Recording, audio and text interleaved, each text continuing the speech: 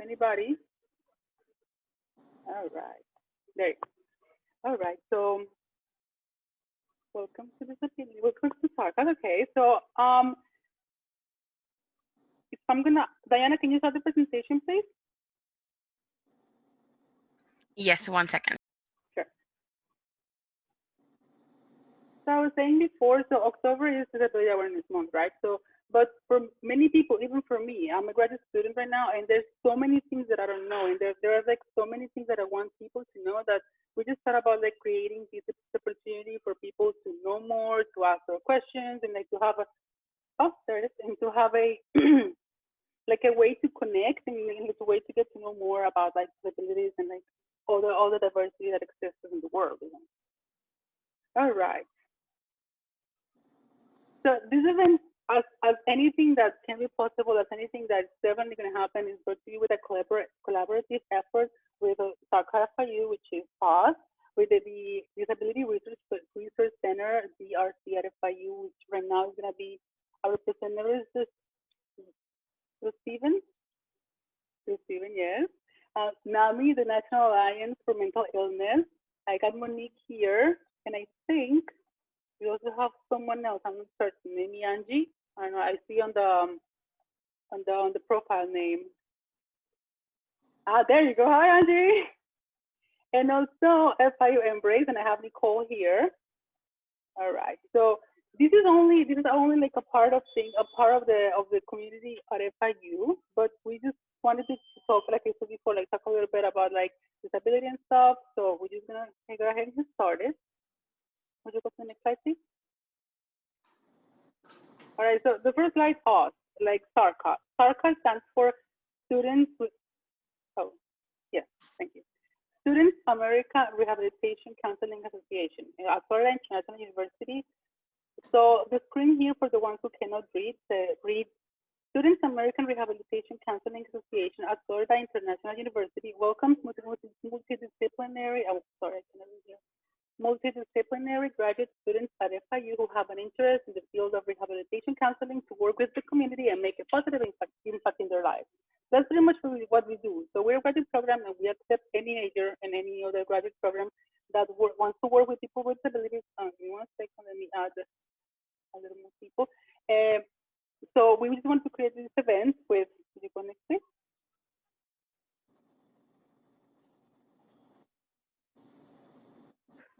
Thank you. Just we do disability awareness. So we just like get people to touch base with what this is and touch base with more than just like the handicap saga on the parking lot. So without further ado, Diana Fernandez, our special VP, I'm gonna start to tell you a little more about that. So go ahead, Diana. Take it Thank away. you. So I think it's important for our community to be aware of different disabilities. Disability awareness is not just, physical disability, which is usually what people think when they hear that. So we wanted to bring a little bit more on this topic. Some psychosocial aspects of disabilities, they don't discriminate between race, age, or gender. It doesn't matter really who you are. You can be, you're like eligible to have a disability. It doesn't really have any, um, like there's no difference between who gets it and who doesn't have it, or it can be developed over time during your life. Like there's really not a specific requirement needed. They affect a person's daily life functions, and they are not really represented in the media as much. Like individuals with disabilities are not represented in the media enough. Um, with disabilities also comes other mental health conditions like that can be developed after you get a disability, especially for younger people and certain types of disabilities. Um, this is basically the main groups. We have attention deficit or hyperactivity disorders. So, for example, ADHD, which a lot of us are familiar with. Um, Physical disabilities, such as an amputation, psychiatric disabilities, like having schizophrenia, speech and language disorders, medical disabilities, in some cases, some forms of cancer or things like that. Learning disabilities like ID and ASD, deaf and hard of hearing disabilities, blindness or low vision disabilities, as well as brain injuries. basically anything that can take away some of your independence and that is not allowing you to function at the fullest potential is considered a disability. When it comes to what we can do, whether you have a disability or not, there are things that we can advocate for, such as to protect and inform other people about their human rights according to the ADA. This is extremely important because not everybody knows about their ADA rights. I know, Melissa, that you had a comment about the ADA. If you want to comment about that right now. Yeah, absolutely. So I mean, we all like I said before, we all have seen like the blue little sign on the handicap spot of the parking lot. But and we also know about the accommodation that some people with disabilities like go to the DRC for. But it was like outstanding even for me, like to see that that was only true and that bill actually passed just 30 years ago. So this year, 2020, represents not only like a crazy year, like, not for you, but like for me, like very life-changing event, but also like the 30th anniversary of the ADA and the 100th anniversary of vocational rehabilitation. So like this is like a very, very big year for everything inclusive, for everything, like everything in the spectrum pretty much. Exactly.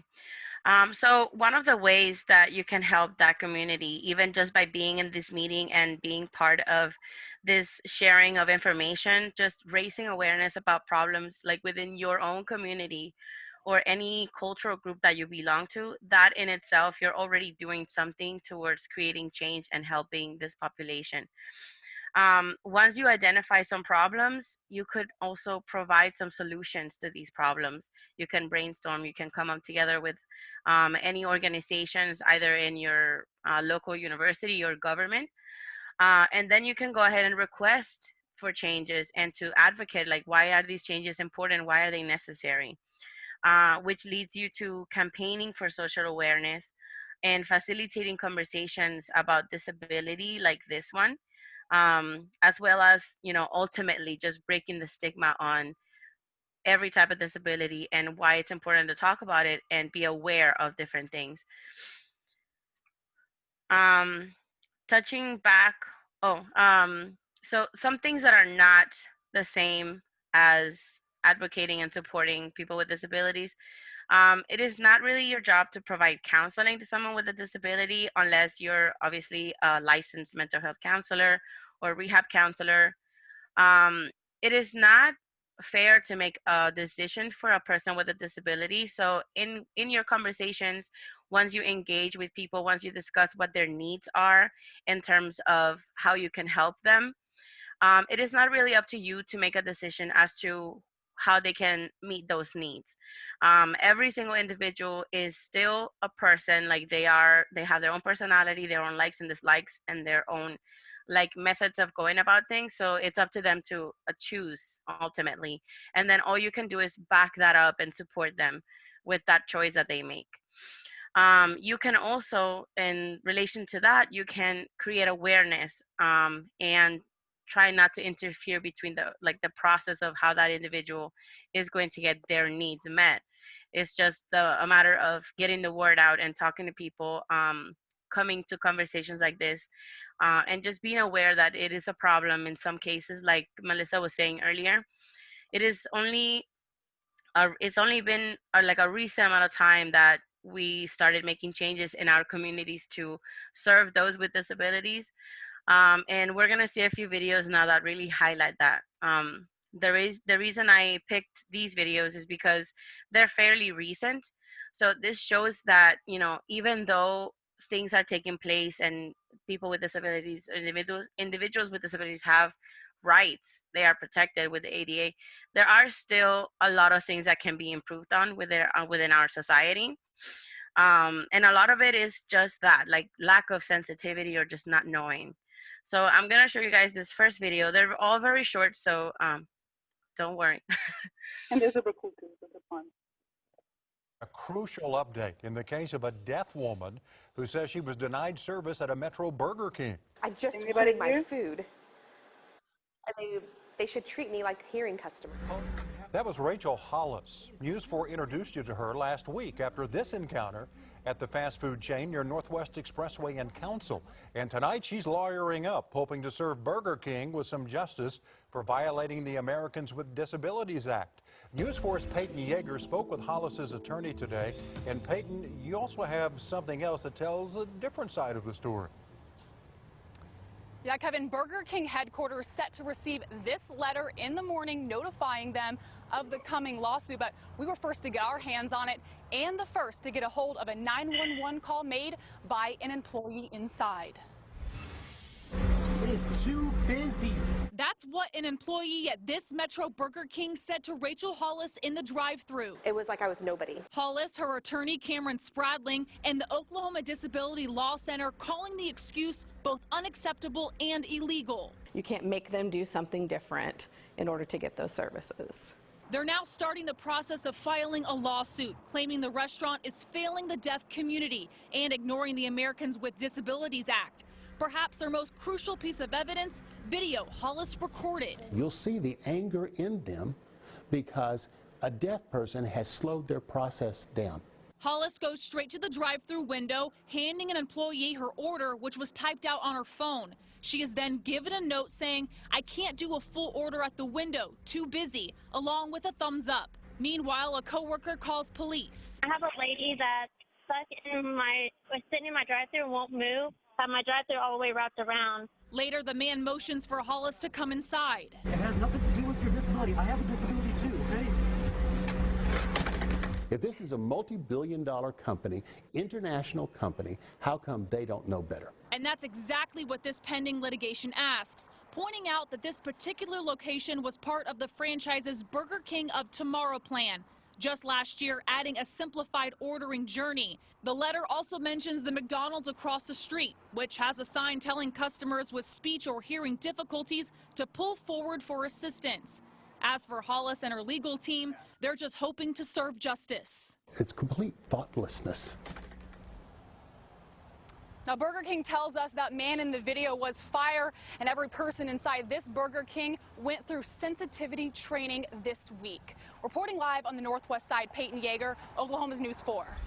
So this video really highlights the problem of the deaf community or the hard of hearing community with these sort of issues like drive-thrus especially, or just going into a convenience store. Even a department store. Sometimes it is very hard for them to communicate, and then people and their lack of patience and understanding, it really ends up in a lot of interactions like this one, which is honestly heartbreaking for me to see because this video is from last year. So to see that. I'm sorry to interrupt. Like just for those who cannot see, even though you could hear whatever was being talked, like the nonverbal communication, the expression that this person has was like disdain, was like uninterested, it was like unengaged, and that is the problem because it's not. Yes, he wasn't rude. He never like made like a bad gesture. He never really ever even say anything to her pretty much. But at the same time, like the attitude towards her and towards that person being the individual is the problem. So it's not just like say hi or like just being nice. It's also like engaging. So I was a little Exactly. student. Exactly. Yeah.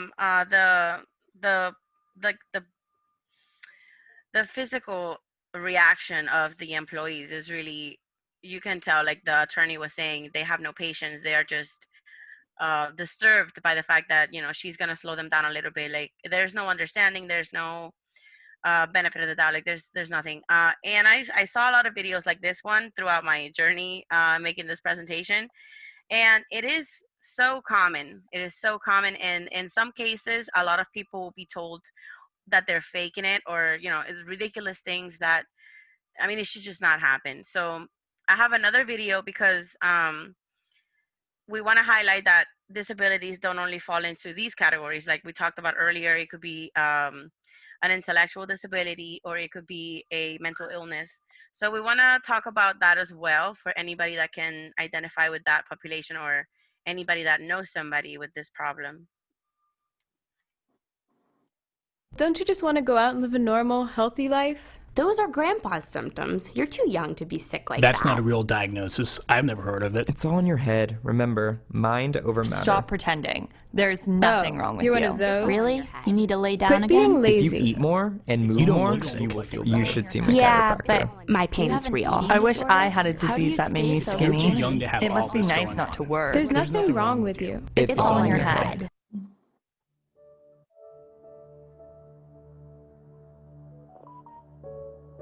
So people living with invisible illness hear these kinds of comments every day.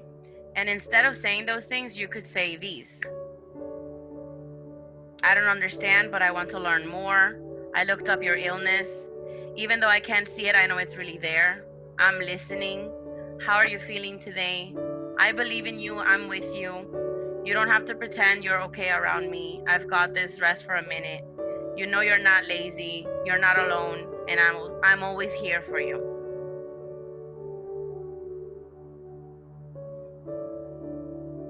I think these type of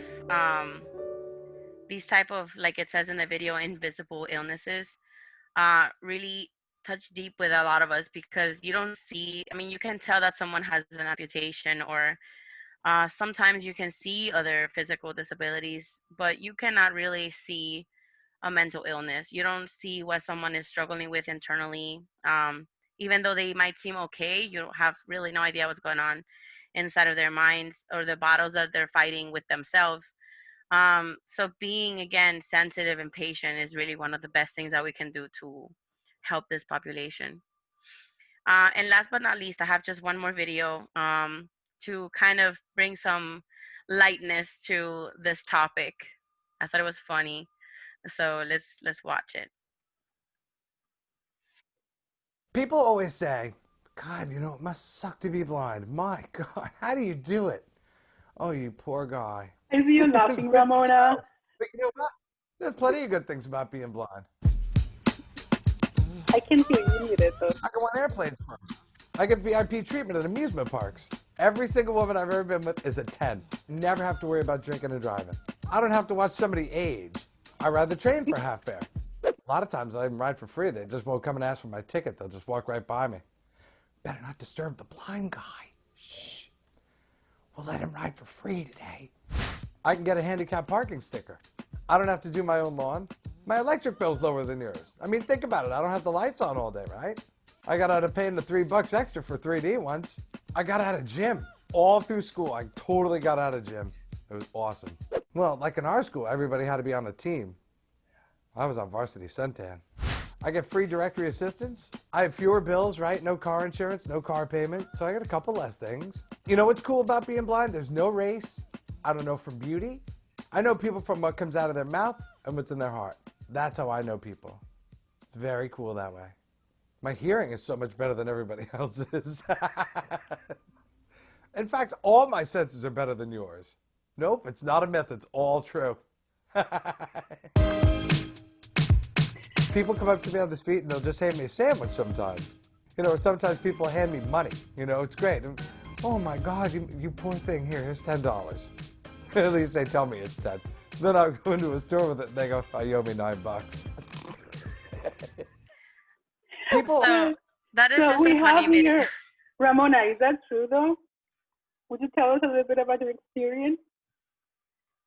It was funny because some of that stuff is true but the senses, I think, is somewhat a myth. All it is that because you can't see, people think that you have improved hearing or you have enhanced hearing, like you're some type of superhero, have superpowers. But no, because you don't have your eyes, the rest of your senses just compensate. And because I can't see you, that means I just pay attention more. And what my mom used to say, I wasn't born blind, but you work with what you got.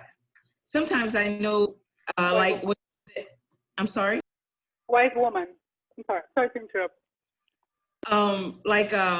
Like what he said at the end, he knows people from what comes out of their mouth and what's in their heart. And then I said also by their smell, because I know I can recognize people. Like you know, you would say, oh, I remember your face. I would say, I recognize that smell. I know who's near me, maybe by the cologne or the perfume or by maybe just body odor, that I could recognize who's speaking to me or who's near me. So I don't like to share that one because you're like, people might be self-conscious. So honestly, that was the first thing I thought, but at the same time, it's cool. I didn't think about that. You see, this is why I wanted more spaces like this, because I had no idea. And that's so cool and so fun. Okay. So I'm so glad that you shared a little bit about Thank you, that. Ramona. Yes, thank you. That was awesome. I didn't know that. It's just every day you learn something new. Every day. Does anybody have any thoughts, or does anybody want to share some of your own experiences with any I'm sorry to disability? interrupt, but like, Ken, you're totally right. You're like it's like Daredevil. It's like you start like getting like all the things with the smell and like this. Yes. Stop it, because when I first lost my sight, my husband started calling me Matt Murdock. I know I collect comic books, or I used to when I had sight, but because we were in the mall, and I said I was walking on my left. I said, we're near a wall. He's like, how did you know? I said, I can hear the sound bouncing off of it. So he's like, all right, Matt Murdock. So you just pay attention more. Everyone can do it. It's just that I have no choice. I have to work with what I have. Awesome. Thank you. I'm sorry, Diana, to interrupt. Can you please go on? No, you're fine. I really think that that's a good thought, saying that you have no choice, because sometimes we take it for granted. And it's really important to really, be aware of our surroundings. So I was asking if anybody has any thoughts about this, or if anybody wants to share their own experiences. If you yourself have a disability, or if you know someone that struggles with a disability, you're more than welcome to share your experiences. This is a safe space, and we just want to engage you guys in a nice conversation. If I may, Diana, I would like to share mine, if I may. For those, my name is Maya Sophia. Y'all can call me Maya. I wanted to touch base on something that somewhat isn't talked about. Like, I feel like ADHD, it is a learning disability, and some children present. Like, growing up, I was a very smart kid. I was an honor student. I was always very, what we like to call in Spanish, very juiciosa, like very focused, very tranquil. And, those who knew me are like, you do not have ADHD. You're not bouncing off the walls. But, just because you're not bouncing off the walls doesn't mean you don't have a learning disability. And I got diagnosed really late. I got diagnosed when I was almost 18. I was 17, about to turn 18 when I got diagnosed. So that was a really, big thing for me. And then for me to learn that I struggle with bipolar disorder was also a big thing, because of the mood swings. And I was like, well, why am I so happy and so manic? And like, I'm on the moon, and I'm like, I think I'm the best thing ever since sliced bread. And then I crash where I can't function for like 5 to 6 days at least. So for me, and a lot of people wouldn't think that about me. They would be like, you're fine, you're normal, you're a good kid, like you get straight A's. And I'm like, there's more to me than meets the eye. You know what I mean? Not appearance isn't everything. You know what I mean? And I think like those invisible illnesses, like you mentioned, Diana, is something that's not talked about a lot. And I feel like it needs to be talked about, like just because you don't see it, it doesn't mean it doesn't exist. It's not, I don't want to say it's not a choice. Like it's not, in my opinion, it's not a choice. Like it is what it is. I try to make the best with what I got. I try to, make up for certain things. I'm very sensitive myself. But I tend to feed off others. And, I think that, thank you, Monique. And thank you, Ramona. I tend to play with what I got, kind of like what Ramona said. I kind of read the cues around others. I'm a person that, like, I struggle with, a mental illness, but my goddaughter struggles with autism. So, I like to look at it. I'm like, I see myself as an advocate, because yes, I have an invisible illness. So I'm very passionate about that. But at the same time, I feel like those of us who don't have an invisible illness sometimes get mistreated, just like we saw in the video. You know what I mean? And people, like, it's it's silly, and and Monique probably knows this about me by now, because yes, I'm a proud member of NAMI on campus. But I'm very sensitive when it comes to terms like the R word, for example, when you want to describe someone like that, right? I'm very sensitive when it comes to terms like that, or when someone generally says like, oh my God, you're so OCD. I'm very sensitive when it comes to terms like that, because I do have OCD as well. And, you know, people tend to think of OCD as like squeaky clean, like needs to have everything in order. I'm like, no, that is not me. I'm OCD in other ways. You know, and I feel like people need to adapt and have a little bit more of an acceptance spectrum, as I like to call it. You know, they need to put on their acceptance goggles, as I like to call it. That's what I tend to tell my goddaughter when she gets picked on or something. I'm like, these people aren't just wearing their they don't have the right eyeglasses on, they don't have their acceptance goggles on, you know. And I feel like you just need to bring awareness to something like that. Yeah, thank you so much for sharing. I agree with you 100%, and I think that's exactly why these conversations are so vital, because it gets overlooked often enough. I myself, I'm a teacher right now, and I see it a lot in my students. I'm a 4th grade teacher right now, and it is really heartbreaking how culture, like you were mentioning earlier that you were Hispanic, culture really determines a lot of how you will overcome or live with a disability, because I work with mostly Hispanic parents, and I interact with children in my class that I know have a disability in the way that, like, a learning disability, or they just don't learn things typically, you know, like it could be maybe high functioning ASD or just ADHD, like you were talking about earlier. And it's not, like you said, it's not necessarily them bouncing off the walls. It could be just, you know, not understanding things at first go, or things like that. And then when you try to talk to the parents, that is the most difficult scenario, because a lot of them will tell you, oh no, he's just malcriado, or, you know, he just wants something, and like he's just showing off. Like, it's not, you can see the kids struggle throughout the day. Like, I spend 8 hours a day with them, so it is really tough when you want to bring out this conversation with parents and you're unable to. So I think that with having the knowledge and engaging other people in conversation and hearing their stories and their experiences, it can really help you translate that to other parts of your community or other people that you interact with, to bring a little bit more understanding in general, because it's really tough to see that these, like, a lot of kids in our community are gonna grow up without that support that they need. So absolutely, invisible illnesses should be like one of the top priorities. I'm very glad that NAMI does their part, and I'm very glad that other organizations and campus do their part, like CAPS and PASS and PsyCI and us. Like, I think it's really important that we focus on mental illness. Does anybody else want to share something? I think invisible disabilities are very underlooked. I had a different experience with ADHD. Growing up, I also had a learning disability, ADHD, and I struggled in school. And I really had to apply myself in high school to learn all these effective ways in order to actually do well in school. And what was really difficult is many of my teachers did not understand, and sometimes would even refuse my 504 plans. I had a teacher tell me she wanted to stab my eyes out because I asked so many questions.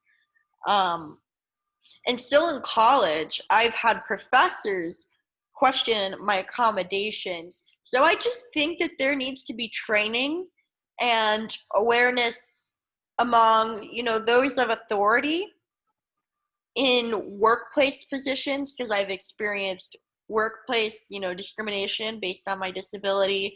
I've experienced academic, discrimination. I have a friend who happens to be blind, and he was unable to do something on the Zoom chat, and the teacher gave him a lower grade and embarrassed him in front of the classroom and refused to acknowledge his wrongdoing until he went to a higher power and complained about it. So these things are all still very relevant, and they need to be addressed. And we as a community, as a whole, as globally, we need to be more accepting, because people don't see it, so they're like, oh, it's all in your head, oh, you just want leisure time. There's so much, for lack of a better word, there's so much bullshit out there, and we need to find a way to reel that in and make our workplaces and academic places more accepting in order for those with disabilities to succeed. Because I'm very lucky. I come from a middle-class family, and my mom was able to get me lots of tutoring, lots of help, and she helped me. But when I was working in a behavioral health hospital, a lot of these with kids with disabilities and developmental delays, they're in the foster care system or got kicked out of the foster care system. What help do they have? None. So I think that our social services, our training, and our laws need to be more strict with disabilities, and I think that we should continue. The first thing that we can do is advocate on campus and even better the accommodations of, I know we have a guest speaker, of the DRC. I think that there should be a way for us students to come together and advocate, not just talk about it in organizations, but I think we all have an important purpose. And not only should we get together and talk about it, obviously we can't have events, but legally, there just needs to be so much more, because instances like the drive-through happen every day. Absolutely. So if you guys have any other thoughts or any other comments about these experiences, you can feel free to email us or reach out to us after the presentation. We can stay here and chat a little bit more, but we're going to move on for now. I have my thoughts. I don't know if I can share very fast. Yeah, of course. Yes, absolutely. Yes. Well, even when you go to the advising department or DRC, I had experience like at the beginning of my career when I started. So the people sometimes, they think when you're talking to them what you want to study, they try to move you away from your career because you have a disability. I feel like that at the beginning. So, I had to fight, for the things that I want to do, because I feel demotivated at the beginning because they're saying, oh no, because your attention. In reality, my disability, yes, I had disability, but it's, you can say, invisible. And the way that, for example, I had anxiety when I'm taking an exam. I'm very anxious. I cannot be in a crowded place with 50 students around me, because immediately I can forget everything what I study. But my experience is in this matter in the advising department, when you at the beginning, when the kids are very happy and they're trying to study, I see those things that they're trying to move them away from the things that they want to study. And it's not fair, because even if they had disabilities, they had the right to study whatever they want. That's what I'm thinking. That is my experience. So when they talk to me, I remember they say no, because, excuse me, I say, I want to study what I want to study. I'm studying psychology and I'm doing great. My grades are excellent. I always was a good student. But with the time, after so many days, so many years, I developed this problem with my anxiety. And I don't know, maybe, some problems in my childhood, I don't know, but this is the only problem that I had. But besides those things, my memory, my capacity to do my things, are great. So that is my concern about the department, of DRC, that they have some people that they like to discourage some students, and they advise to. This is Marlene. This is a great opportunity for you to share that, because we actually have someone here from the DRC. So if you guys don't mind, we're going to keep talking a little bit of discussion style at the end. So right now we can totally segue to the DRC part, so we can start talking about the organizations that work here. So as Marlene was saying, it is very important, and there's some experiences and there's some things that can happen that can be can feel like you were saying, like maybe moving you, maybe doing what you want to do. But at this point, I want us to go back into a little bit of a to recenter again into the positive aspects of what FIU is doing to include diversity. We're not saying it's perfect. We're not saying that everything is going to be great. It's just like a utopia. But at the same time, we are making efforts here at FIU to keep diversity, this university like diverse and like with accommodation for people. So I want to give this opportunity to give for the DRC, which is the first one. Go to the next slide. So Stephen is going to talk a little bit about that. So I think this is perfect, the perfect for start. So Stephen, are you there? Hello, can you hear me? Yes, we can hear you. So Marlene, All right. he's going to talk about the DRC, and he's going to talk about like in a general way about all the things that we have here at the FIU to offer. So maybe at the end, if you want, we should definitely continue this conversation, but let's give them an opportunity to showcase a little bit of what they do. How about that, okay? Okay, thank you. Let's do it. All right, well, good evening, everybody. My name's Steven Loinez, and I'm the Access Consultant Manager for Disability Resource Center. I'm really happy to be here today and talk about a little bit what the DRC does. So basically, we are the primary resource on campus for students with disabilities that are seeking accommodations in their classroom. And we don't just work in the classroom, we work in any educational experience that is available at FIU. So if the classroom is taking you into like a field trip, or if it's a study abroad, when we start activating those programs again, or some kind of community event that is involved, that's related to an educational experience with your classes, we are that primary resource for an accommodation request. So our goal is to make all the experiences at FIU as accessible as possible.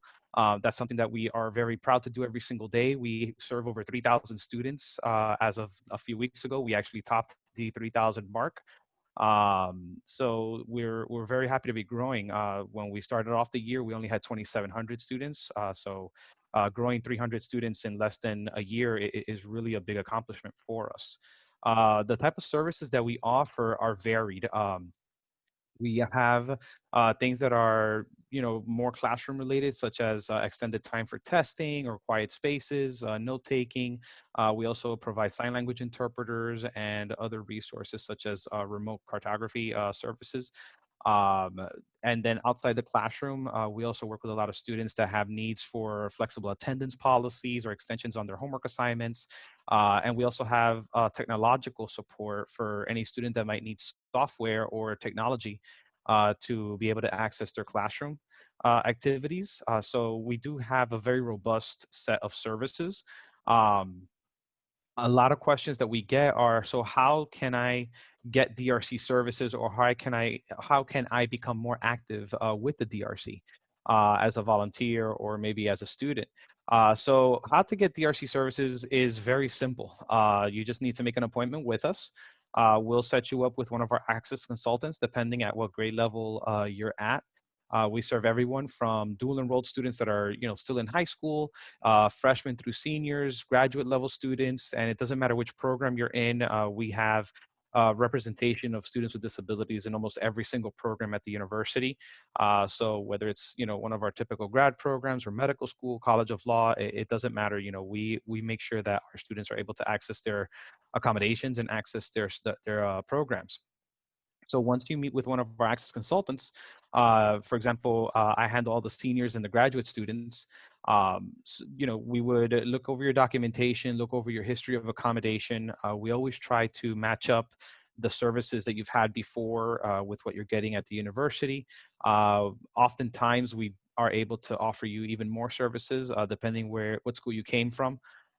We've had a lot of good experiences with the students transitioning into the university.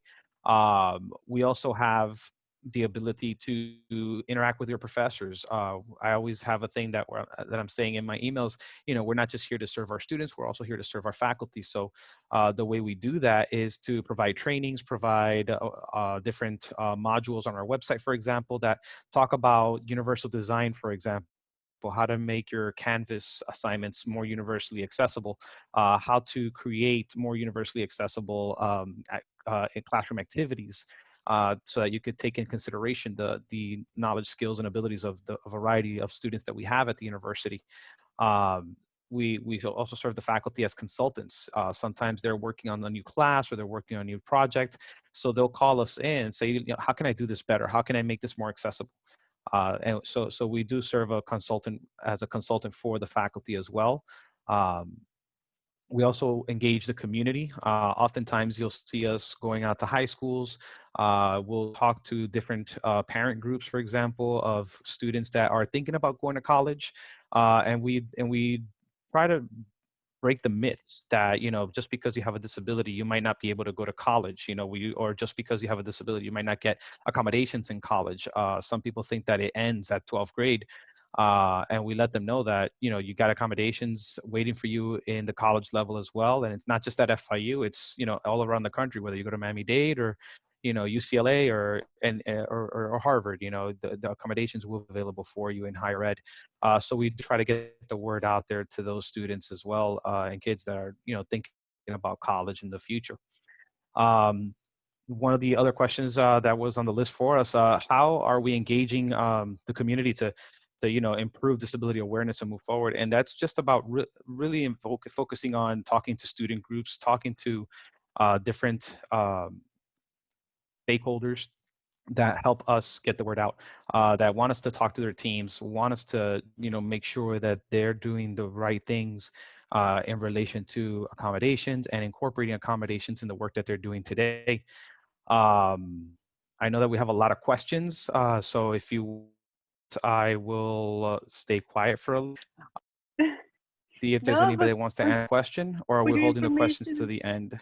Alyssa? Well, I'm sorry. I thought you were done. Sorry. I was just gonna say, like, no, please don't feel like, because this information is super important. Like, you're actually explaining more elaborately what the precious thing where we're here. Like, we want to create awareness. We also want to tell people that there's accommodation. So that this is not like, don't worry. So we do have questions though, because we sent an email to our members and the participants for these event. So if you go to the next slide, please, just for the purposes of time, because I just noticed that that's already 10 minutes before 6. So it's just, so what determines service eligibility? So a member asked this. I think some people, like, again, able people, they don't, I include myself, like, sometimes they don't understand, like, you need eligibility, because it's not just because you have a physical impairment that is going to let you, like, have all the benefits or all the rights. You also have to set the eligibility as well. So we'd like to please explain what determines, like, what actually makes people eligible for DRC services, I think. Okay. So what makes you eligible for accommodations at FIU, and in general, I feel pretty comfortable saying that as well, is that you have a disability. And now a disability, according to the ADA, is any condition that limits a major life activity.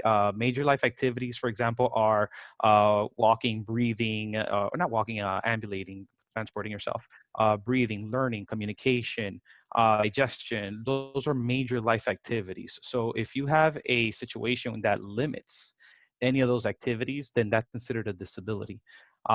We look at that. Usually it's confirmed by a doctor. You know, the ADA does have provisions where we don't always need documentation. So if something is readily apparent, where the lay person can just see the student and know that there's a disability, we don't need documentation. But as far as like invisible disabilities are concerned, these are situations where we can't always know what's going on inside the person. That we do need documentation for, to confirm what the situation is that the student is working with. And then from there, we move on to what's called functional limitations. Functional limitations are what is it that this disability limits the student? So does this disability limit the student's ability to take notes in class or take a test within standard time? Does this disability functionally limit the ability of the student to do XYZ activity? And that's where the accommodation comes in. So we look at the functional limit, the disability, we look at what's required in the class. Now, whatever that functional limitation is that's in the picture that disconnects these two things, that's where the accommodation comes in to make the connection, so that the student can access the opportunity, the educational experience, you know, with their disability being taken into consideration. I see. Thank you. Thank you for your answer. If the members who asked the question would like more elaboration or have any doubts, feel free to put it on the text box. If not, we're just going to move on to the next question. The next question reads, which disabilities are most difficult to provide services for? I think that's a good one. Because there's like we were talking before, there's so many, there's a huge umbrella. So please share your experience. I mean, every disability presents its own challenge. What I would say is challenging is sometimes how much awareness we have about a situation. We've had students come in with disabilities that maybe we don't know a lot about, or maybe they don't know a lot about yet, like the doctors haven't fully diagnose them. So that definitely is something that presents us a challenge. But the DRC, not because I work here, but we really do try to stay open-minded with regard to how we can serve a student. We try not to say no to as many things as possible. And we try to push the envelope as much as we can on what can we do. You know, before it became a thing, we were advocating for iPads in the classroom to try to, you know, connect the student that was still in the hospital. We were, you know, before Zoom and all this stuff became a reality for us. You know, we really tried to explore these answers before it became commonplace like it is today. It's challenging when the technology doesn't help us, or when there's not enough knowledge base available to really answer certain questions. Also, one thing that does challenge us sometimes is students' expectations. I heard one of the members in the group saying that, you know, they were told that they cannot do something. You know, unfortunately, we do sometimes get to a point of a conversation where we need to discuss the core requisites of a certain major or a certain job function. And this is an entirely different presentation. This is a conversation that can go on for hours. So I'm going to keep it very brief. But there are certain situations where the student's disability does prevent them from being able to go into certain majors. A good example will be somebody with a learning disability in math. For example, and this is just an example of a case that we worked on a while back ago. This young lady was diagnosed with a learning disability in math when she was in 3rd grade, got either waived or substituted for math classes throughout her entire academic career. And then she wanted to be a social worker. And to be a social worker, you have to do statistics, which is math-based. And the issue came in where, because of her such a significant disability or such an intense impact of her disability on her ability to do math and learn math, we had to work with her on choosing another major, because to be a social worker, you have to be able to understand statistics. It's the way that the profession informs itself. You know, for example, you read an article that says this new treatment is an excellent way to treat XYZ situation. It works on this population X% amount of time, or, you know, these are the variables that, you know, we recommend you use these type of treatment modality for. You have to know your statistics in order to be able to say, okay, will this treatment work with the population I'm working with? You know, how do I implement this treatment in my work? That's all statistics of being able to generalize one thing to the other. And without that knowledge base, then we're making a situation where she cannot effectively be a social worker, because she wouldn't be able to understand that. And we were able to still get her to graduate. She ended up changing her major to another major that was able to still get her to where she wanted to be in life and complete those goals. We don't change your goals, but we do sometimes talk about alternative paths to get to those goals. And that's really what we try to do. I love it. I love your answer, because it showcases adaptability, which is like the main goal of, like, not just people with disability, but I think all individuals that just adapt to the conditions you have. So again, if the person who asked question has something else they want to ask, just feel free to put it on the chat box. If not, let's go quickly over the last question we put. Like, what are some service limitations of the DRC? So service limitations of the DRC, like I said before, we're very open to doing whatever it takes to help our students. This is where, to use the legal term, fundamental alteration comes up. Fundamental alteration is when you are fundamentally altering the essence of a program. So like I meant, like going back to my social work example, if we were to, let's say, provide a substitution or provide an exemption from statistics to a person studying social work or even psychology, for example, because I heard there's a few psychology majors here. If we were to waive that requirement, then you would effectively render that person fundamentally altered for that course of study or for that major work, because they would not be able to do the work properly. They would not be able to advance and be the professionals that people need them to be in that world of work. So it's when we're changing the program at a fundamental, at the essence. It's not a conversation that we have often. Fortunately, we have such a variety of accommodations and such a variety of options that we very rarely get to that level of discussion. It's happened a few times in my career, but I'm happy to say that we rarely have that discussion. So that is the limitation. Another limitation, for example, where I'm trying to explain it the right way. Another fundamental alteration could be something that's like of historic significance. I'll give an example. When everyone knows that FIU used to be an airport. The last structure at FIU that exists from the airport era is the air traffic control tower. It's still there. It is part of our Veteran and Military Affairs building. So if you walk, it's almost in the heart of the campus, next to SIPA, right behind CAPS building. You'll see that there's an air traffic control tower. That is the original tower. Now, back when that tower was built, the ADA didn't exist. The Rehabilitation Act did not exist. So there was no attention paid to accessibility for people that were using wheelchairs or needed some kind of mobility access to the tower. So there's no elevators in that tower. It's a staircase that goes around the tower, and that's how you get to the top floor. When we retrofitted that to be the Veteran and Military Affairs office, we had to block off the tower. The tower is no longer in use. It's just there for aesthetics. And the reason behind that is because it's a historical landmark, and because of that title, we're not able to break open a hole in it to make an elevator, even though we wanted to, so we could use the tower.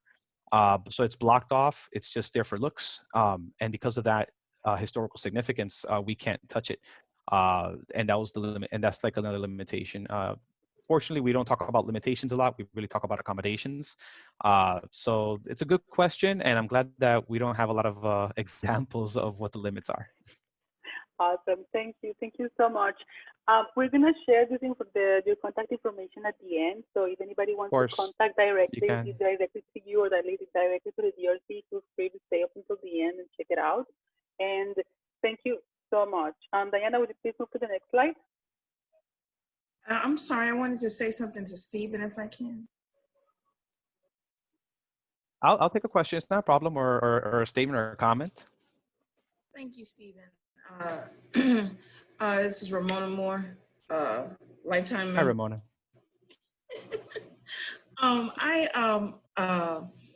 I was told I could talk to you by Dorian Gregory about I'm having an issue with STS, accessing the campus or getting me to where I need to go.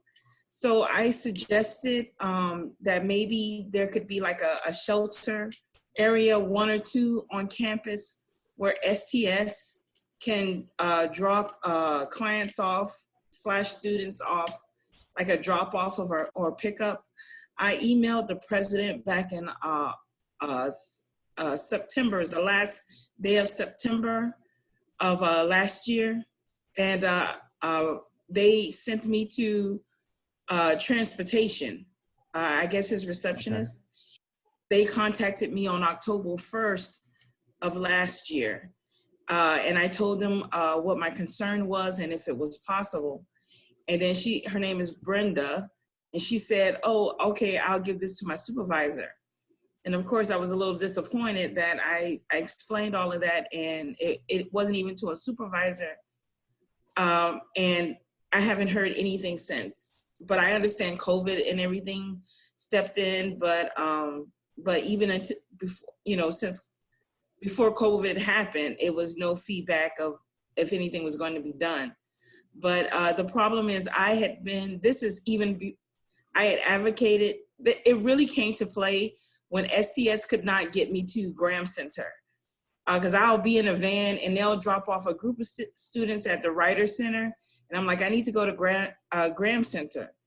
And they couldn't find it. And the woman just left me there. I didn't know where I was to call transportation to say I'm here. So if I could suggest, or if this is the right place, or I can email you that, if it's possible to put like a shelter for STS clients, like a drop-off point, and to like partner with STS to say, hey, you drop off our students here, and once they get here, FIU Transportation will take the students where they need to go.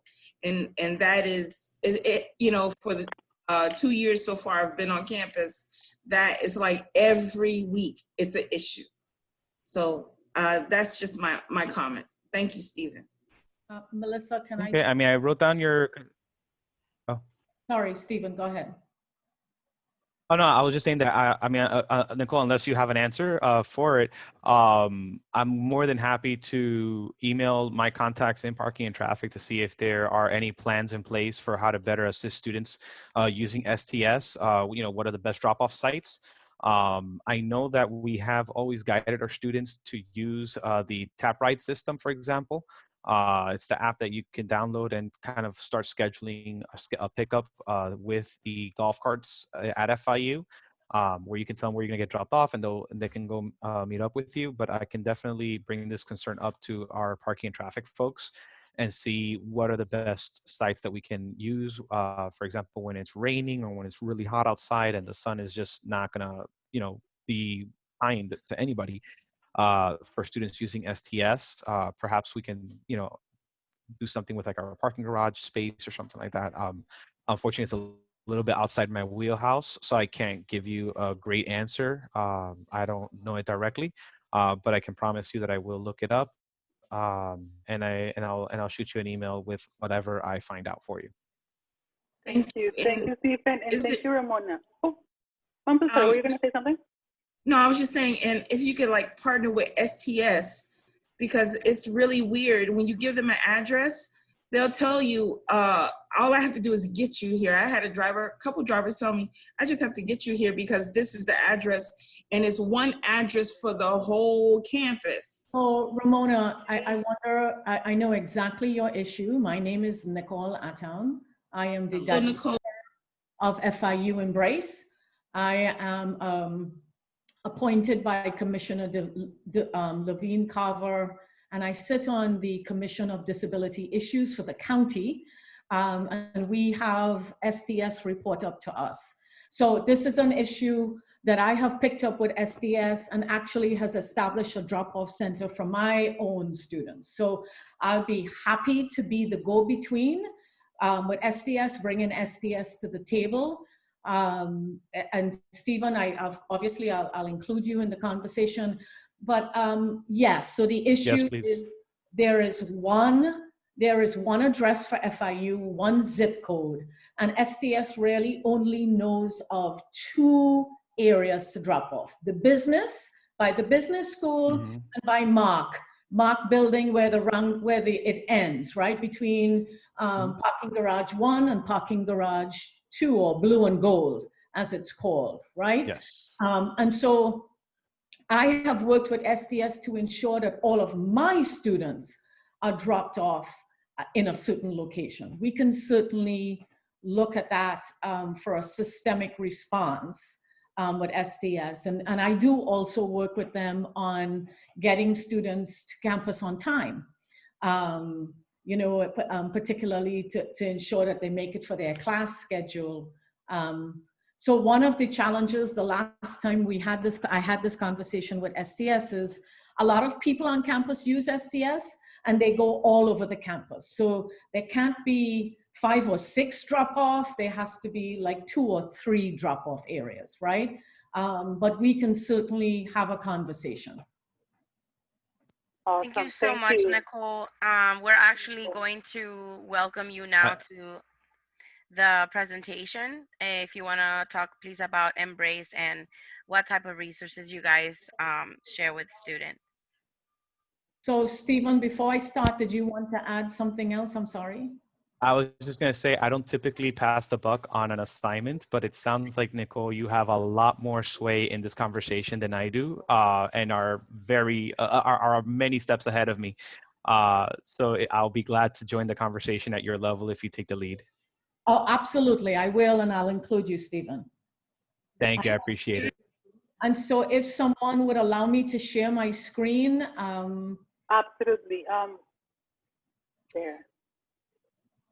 So I just want to say, you know, for the get-go here, is that Embrace is a pretty large endeavor, larger than I anticipated when I took this job.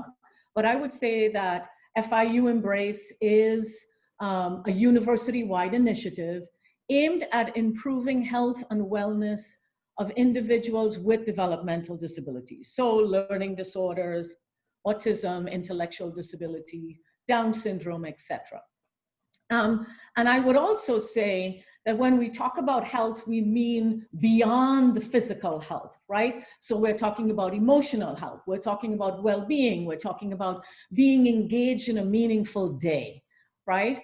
And so we have what we call service lines or promising practices. We have an area of research, and we have an area of project-based work. And then the other area we have is a fellowship program. We have had an endowment for a fellowship program, and it is actually for any discipline, because we are transdisciplinary, of any individual who have graduated from FIU with a terminal degree, so a master's or a PhD, and want to learn more about how to help individuals with disabilities engage in a meaningful life. And I use that word, I didn't say jobs, because not everybody can have a job and not everybody wants to have a job. They have means that they don't have to have a job.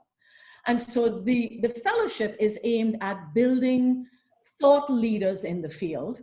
And I am happy to say that we launched our first 2 fellows that will be starting next semester in the research area. So when we talk about research, we are not looking at bench research, which is looking at, you know, biomes in the gut or looking at DNA, RNA. No, we are solution-focused, transdisciplinary research, which means we want multiple disciplines to come together to solve a problem for a person with a disability that's going to help improve their everyday life. What do I mean about that? So one of the challenges out there is housing, affordable housing, right? I have brought that up to the commission, to the mayor, to everyone. And so we have actually done a research study on housing and affordable housing and what needs to be done in the Miami-Dade County specifically, so that people with disabilities, and I use that term broadly, can have access to affordable housing. What did the research find? The research found that if you're going to have affordable housing, you have to also have employment, and you also have to have a coordinated, connected, integrated social system to support individuals. One of the things, this is a very large endeavor. We also provide legal services on campus. We are partnered with the College of Law, and they train attorneys, our own FIU students, to be able to do law and practice law for individuals, to support individuals with disabilities. So yes, how to sue against the ADA Act, but simple things. How do you really handle a divorce where there are children or a child with a disability? How do you help the parents look at support services? I don't know if you guys know, but there are a lot of families that are they're trying to kick them out of their rental units because their children are making noise, specifically children with autism, who sometimes have temper tantrums and scream. And so we have attorneys that will help make sure those families stay in their home. We also have a medical clinic. So we've developed a medical model of care on campus in the College of Medicine. And now we have placed it outside of campus, which is just across the street, but more importantly, housed within a federally qualified health center, which means that this model is now functioning and can draw down money from the federal government that we at FIU could not. So it allows people in lower socioeconomic status, as well as anybody who can pay for services, to receive quality healthcare and integrated healthcare. So it's a one-stop shop, right? And so, you know, you can get not just primary healthcare, but you have psychiatry, you have behavioral health, you have, women can have gynecology there. And it's one of the only functioning practices that has a wheelchair scale. Could you imagine someone in a wheelchair cannot get accurate weight for when they are, when they go to a doctor? Because there's no, if you think about your own doctor's office, there's not a wheelchair, a special scale for someone in a wheelchair, right? And so this medical clinic has been built specifically to be able to handle the broad range of individuals who want to come in anywhere in Miami-Dade County. Actually, we're pulling people from Palm Beach driving down to the Florida Keys to come for care. And now that we have COVID, we've been doing a lot more telemedicine. So it is what we have found at Embrace, having looked at the research, is that there are gaps in services and there are gaps in knowledge. And what we have tried to do is bring together, try to develop promising practices that will address the gaps. And not only that, use it as an available opportunity for students, as a learning opportunity. So these are learning labs where students can go in and get clinical rotation, they can be part of research projects, etc. And if there is a project that a student wanted to do, or a PhD candidate wanted to do, I actually fund dissertations. I actually fund dissertations. So one of the dissertations that we're funding now is financial literacy for people with a disability starting in high school. Does the parent think that there is enough financial literacy in high school? And what do we need to do to help these individuals become more financially literate, right? And that is how to save money and not have the government take it from them, to be able to get their SSI and their Medicaid and still work, because that is not a problem that you and I have to worry about, but it's certainly a problem that people with disabilities are concerned about. Another area that we are launching, and it's already partly launched, is our job and career initiative. And I say we are launching it because there is more to come on it. I cannot discuss it too much, but I could tell you that we are going to open up this job and career opportunity where we are matching students to internship, paid internship and jobs. And we're going to open it up to folks that are receiving support and services, accommodations from DRC. We haven't had an opportunity to really bring it forward yet because we are building it out right now. Some of the other, I want to talk about a project-based opportunity that we have now because it's relevant to some of the discussion that I heard at the beginning. Absolutely, please. And so I sit on the Commission for Disability Issues, appointed by a commissioner. One of my roles is to listen to the community, figure out hear from the community, what challenges they are, and to work with the commission on finding solutions for those challenges. I was mortified at our last commission meeting when one of our appointees, I don't know if anybody knows this, but I certainly did not.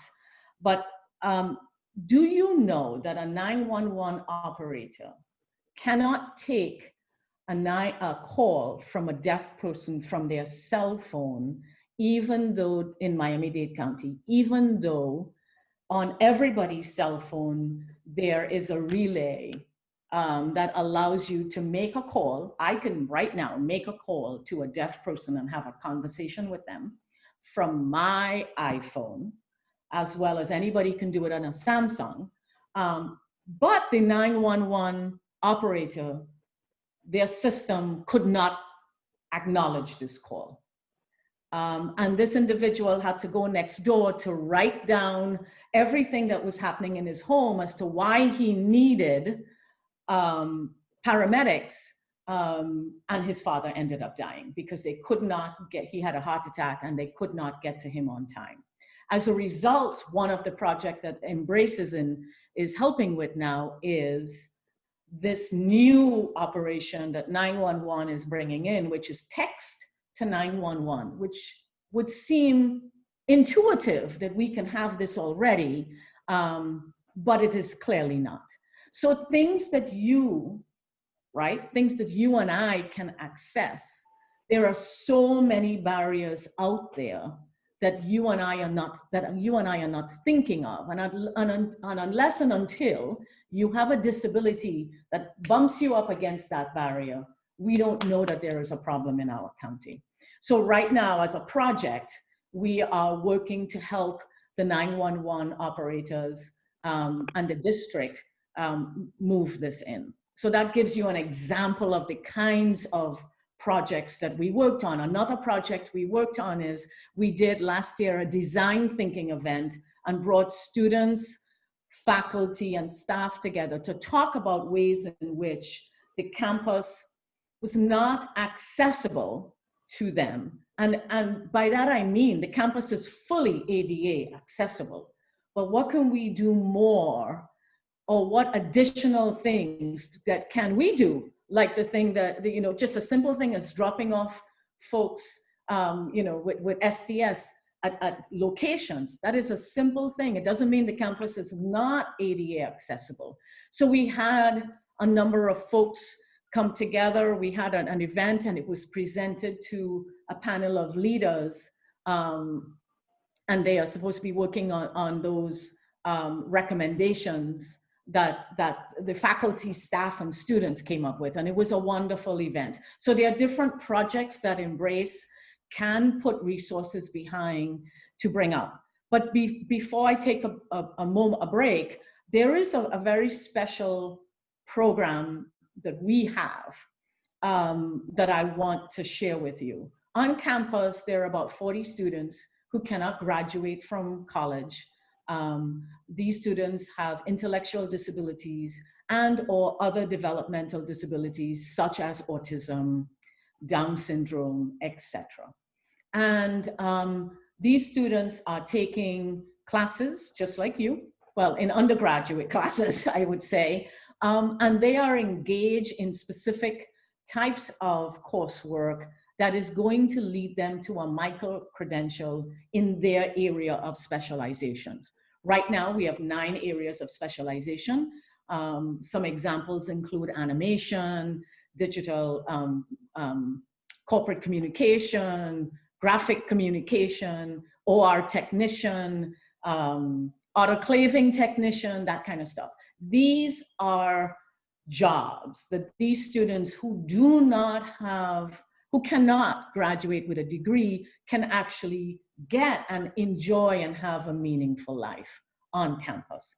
And the other thing that I love about Embrace is that we have a number of students working with us, volunteering with us, getting paid by us, that is working in their area of specialization to be able to further either disability awareness, you know, finding solutions, helping another individuals, coming and talking to students and telling them, hey, I may look like I don't have a disability, but I do. And I'm on this campus, you can do it too. Being a mentor, being a source of support, and helping lift these students up, you know, would be helpful. And last but not least, one of the things that I am particularly proud of is some of the partnerships that we have locally, nationally, and internationally. Right now, we are partnering with Bet Izzy Shapiro out of Israel.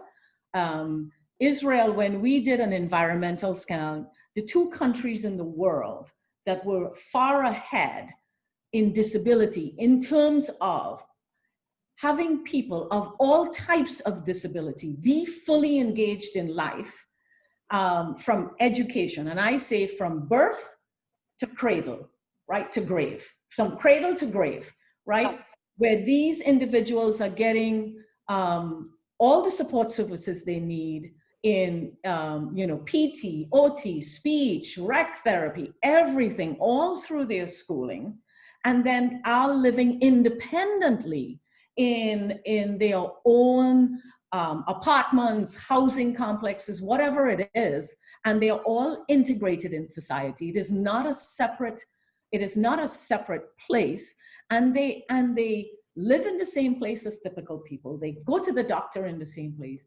Those are the only 2 countries, Israel and Finland. And I am proud to say that we have established a very large partnership with Bet Izzy Shapiro, who is the NGO to the United Nations on disability and moving the needle on disability. And you very soon will see some of the work, the forward-thinking work and the thought leadership that's going on in Israel around architecture and employment and education and engagement and parks, all of that. You should be able to see some semblance of that being peppered around the campus. And for that, I'll sort of take a break. And if there's any questions, I'll happy to answer any questions. Nicole. Yes. This is Darren Gregory. I don't know if you remember me, but yes, I do. I work with your brother. He's my chair. I know. I just want to thank you for the work you're doing with Project Embrace, because I've been a part of Project Embrace basically for the last 3 or 4 years in terms of mentoring students that your program has assigned to me, and it's been one of the most rewarding professional experiences of my life.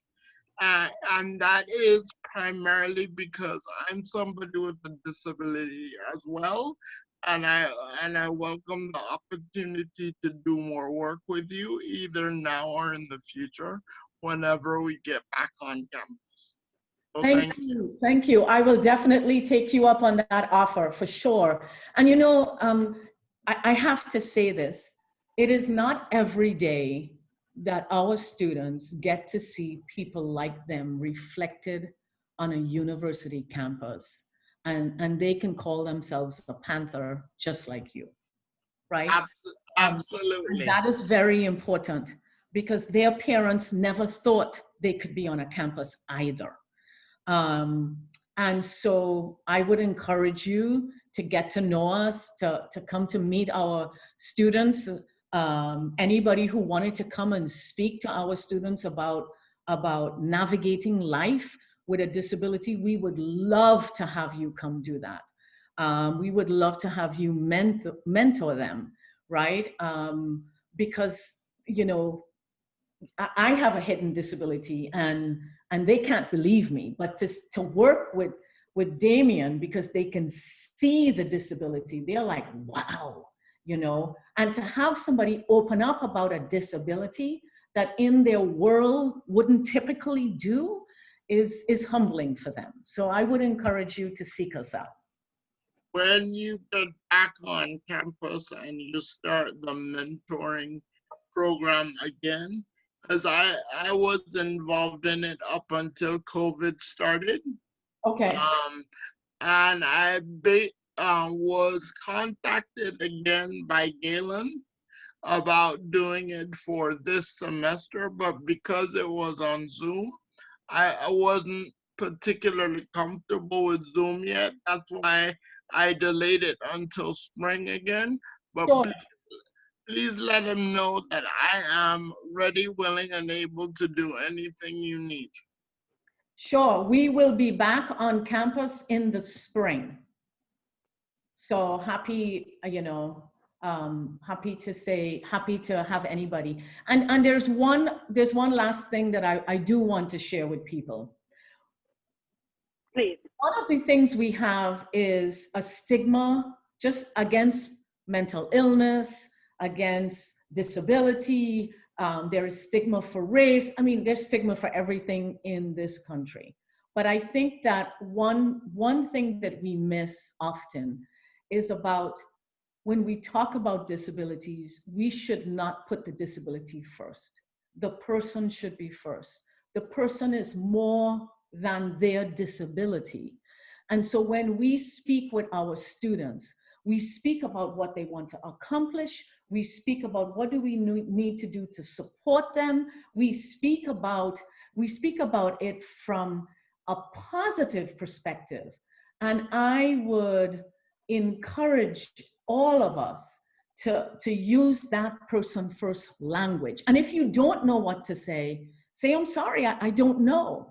You know, I sit on national, at the federal level, national boards for mental illness because I used to run the mental health system in Miami-Dade County and the foster care system. And I sit on the LGBTQI2S board as well. And I could tell you that we say the same thing. For mental illness, for LGBT, if you don't know how people want to be addressed, just ask. It shows a humbleness about us that we can just say, I'm sorry. Ramona, you're blind. I do not know how to walk you through this building. Could you teach me? Right? And that puts us on a level playing field. And it humbles us to know that we know that you are the expert about your disability. And so that's my soapbox. I always end with that because I also have a daughter with an intellectual disability who is blind or visually impaired, as she likes to say. And so we have to know how to speak with people, not speak to them. Thank you. Thank you so much. I love the positive note you put at the end. This is perfect. Thank you so much. And I love this because you were talking about visible and invisible disabilities, and right now our next presenters are going to talk about the invisible disabilities. So this is the perfect segue to talk a little bit about. So our Alana, our treasurer, we did receive, before we move on to NAMI, I'm so sorry to interrupt. We do have a few questions. So we can skim through them, and if they have not been answered already, we can try to talk about them a little bit. Absolutely. For Embrace. How can someone be a part of FIU's Embrace community? I think just call us, tell us your interest. You email, call, whatever, we're gonna call you back because we need folks, we want students. We're opening up a day program on campus for moderately impacted individuals. So we are looking for all sorts of students. Tell us what your interests are and let's just have a conversation. And we'll go from there. We will share this information at the end as well. And don't worry, because we're also going to send this video to all the participants. So everybody's going to be able to, when we're not able to make it today, but we're registered for the event, we share this so they can also have this information, because I think it's very, very important for people who want to get involved with people with disabilities. So this is I think the challenging thing is to... If you don't mind me interrupting, Nicole, can you please read the question for Ramona? Oh, I apologize, Ramona. That is definitely my fault. What proves to be the most challenging when advocating about the uniqueness of individuals with ID, which is intellectual disability, and ASD, which is autism? And both of those both of those are challenging in that when you get to a certain spectrum of the disorder, so when you get to the point where people have difficulty communicating, or they don't have a normal intellectual disability, or people have difficulty understanding social cues, our society then begins to box them and say they have nothing to offer us, right? They have nothing to give back to community. And so the challenge is getting the community, and when I say community, it could be the next door neighbor, it could be the person sitting in the class next to you, it could be a faculty member, right? It could be anyone, but getting the community to see the value of the person in front of you. And yes, there are limitations, but that's what we see. That is what we have been taught to see first, because medicine has been taught to look at from a medical perspective, which is a deficit perspective, right? Education is teaching from a deficit perspective, not from in the early days, right? But there are still people that look at individuals from a deficit perspective. It happens for people in wheelchairs. Well, you can't do some certain things because you're mobilely impaired, right? And so it is, the biggest thing is seeing the value that everybody has something to offer. And I have to tell you, people ask me, why do you love Israel so much? Well, I love Israel because when I go there, I feel that the people that I work with and work for are valued. And they're honored. There is something to unlock. There is, and so the notion is that we as a society have not found the tools to unlock what is inside of the person with intellectual disability or with autism. That it's my problem why I cannot communicate, because I am using traditional forms of communication. And so I haven't yet unlocked what's inside of them. And so, you know, and because we don't see the value, we limit these individuals. So the one word, the challenging thing is the value. I have a question. I'm sorry. I know we were asking like these written down questions. It's okay. I mean, I'm okay if the you know, other folks are fine with it. I'm fine with it. Yeah, of course. Go ahead. I'm a presenter, but I do have a disability, so I missed some of what you said. What was the, you know, correlation between people with disabilities in Israel? I don't know if you are also Jewish, but I'm someone who's has a disability. I have a connection to Israel, and I'm getting my clinical I'm working towards my licensed mental health counseling. Is there any way that I could participate in some of what you do? Because I think that's very interesting. Absolutely. One of the things I am working with the folks in Israel doing a study abroad. And I am purposely trying to connect our students with both the most impaired individuals, children, as well as adults. So we are sort of moving around. And so the connection with Israel is they have established a system of care that is an integrated, coordinated system that responds to the needs, learning and needs of children and adults with disabilities, period, regardless of the type of disability.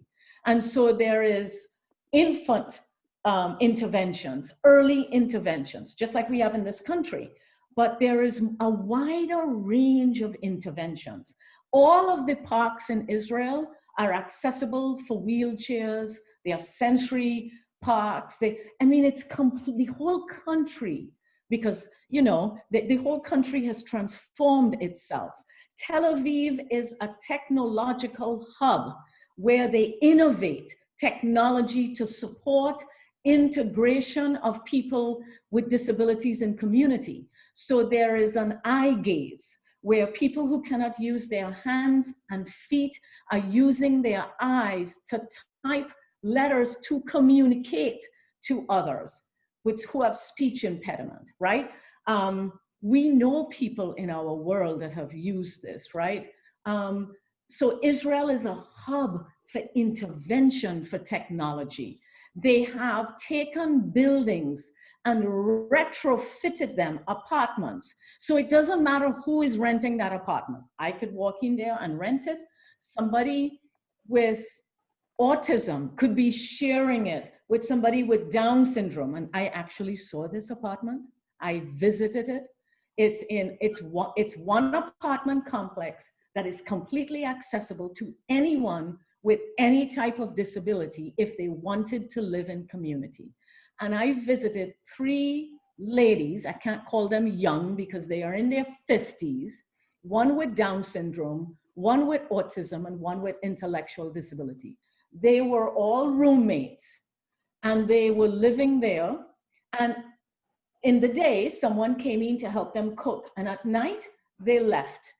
And these ladies lived alone at night and in the evenings. They had activities, they had friends, but because they were afraid, they meaning the agency that was supporting them, every unit on the outside has a place where they turn off the gas. So there is safety pieces to the unit, regardless of your disability, so anybody could rent it, right? It was wheelchair accessible. It was, I mean, all the showers were rolling, right? There was braille in every door. There was ability for the deaf and hard of hearing impaired. And so that's the connection with Israel, where from cradle to death, there is a coordinated system, regardless of what stage of your development you are in, that you can live a fully engaged life, with or without supports. Damn, that really sounds like a dream. That is like we're not just thinking about like different colors, different cultures, different religions, like literally anyone. It's not just like what we are, but also like what we're made of. This is a dream, honestly. Like I really hope that we can definitely like make a connection with FIU Embrace. And again, I'm gonna share this information with all the other members that couldn't be here, because when you mentioned before that this is for the graduate students, but I see many unknown names here that I haven't been related before. So I think you also have undergrads here. So this information, I was gonna mention that this information is for everybody here. So don't think just because it's a graduate organization, it's for everybody. It's for everybody. Yes.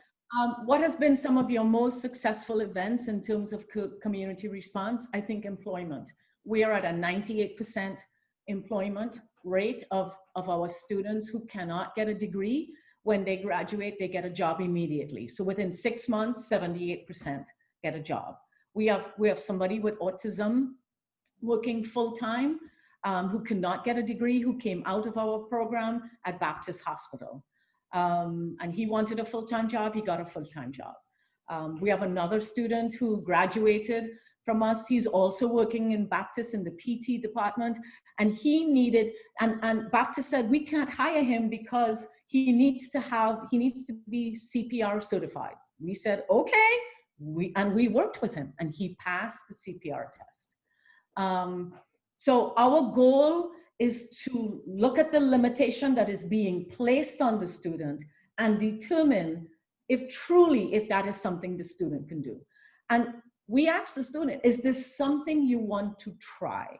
And if they say yes, we work with them. If it's absolutely something they cannot do, like we had one student tell us that she wanted to be a pediatrician, she could not, cognitively she could not, we have that conversation in a very therapeutic fashion because I am a licensed therapist. Mental health, yeah.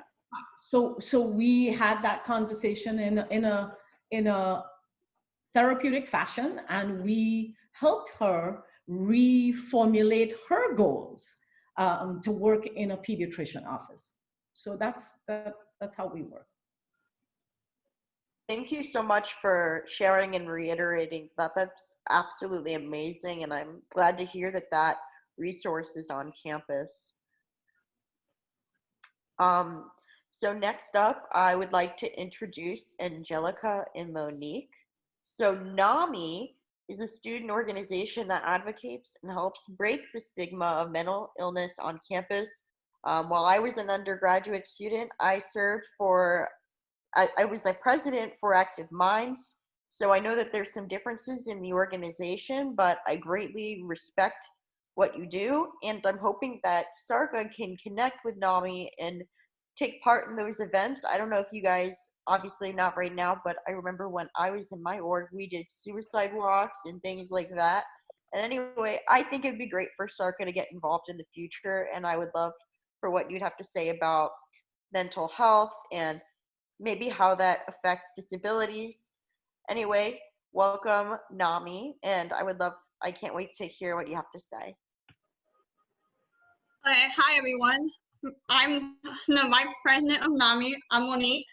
Here with me today is Angela Hay, she is our social media director. Hello everyone.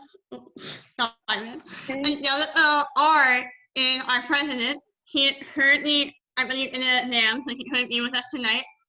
So I'm taking the floor for her.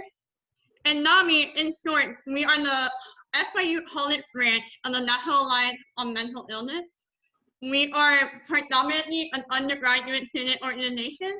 However, I will say that we've had people in our org that are either graduated or even, I think, a graduate student, and we accept them regardless, especially now new, that all it takes is our link to our event and you're able to hop on. As for, do you mind, I don't know who's running the Dana, do you mind if I share my screen? Yeah, give me 1 second. You can go ahead. Okay, so we are the National Alliance for Mental Illness. We're the FIU branch, and the reason why I specify FIU branch is that a lot of times people don't realize that there's more than just FIU like resources. We associate very much with NAMI Miami. There's also like NAMI Broward, NAMI West Palm. NAMI associates itself by county, by state. So if you're even like I've had some members come up to me and be like, well, we're not on campus right now, and I'm not even in Miami right now. I was like, well, you still have NAMI. NAMI is national. That's what EN stands for. In our goals, we have educate, advocate, and support. With educating our fellow students, in this case, we're discussing FIU, we're educating society ultimately to realize that there is wrongful impressions and misconceptions of the mental health community.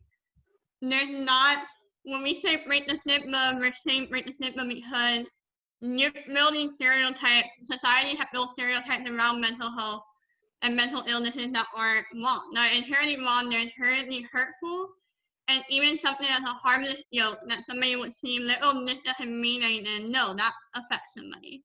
That harmless joke builds up on something else, and now you get disrespected someone that has that disorder or someone that has that mental health challenge. Advocacy and support, we do it through our general body meetings with every undergraduate student or it has, but these are pretty much our crash courses. We give topics of interest that we find important. Our most recent, actually, last week was Mental Health Awareness Week. So we went green, that's why my background is green, and you see the little green heart ribbon. The mental health awareness is the color green. And so we did that for last week. We also have coming up Black Mental Health Seminar, which is one of our big signature events. We try to do every term, we try to do a big event that includes everybody, that we have multiple collaborations with. So SARCA, if there's a collaboration you guys would like to join in on, we're more than happy to collab with you.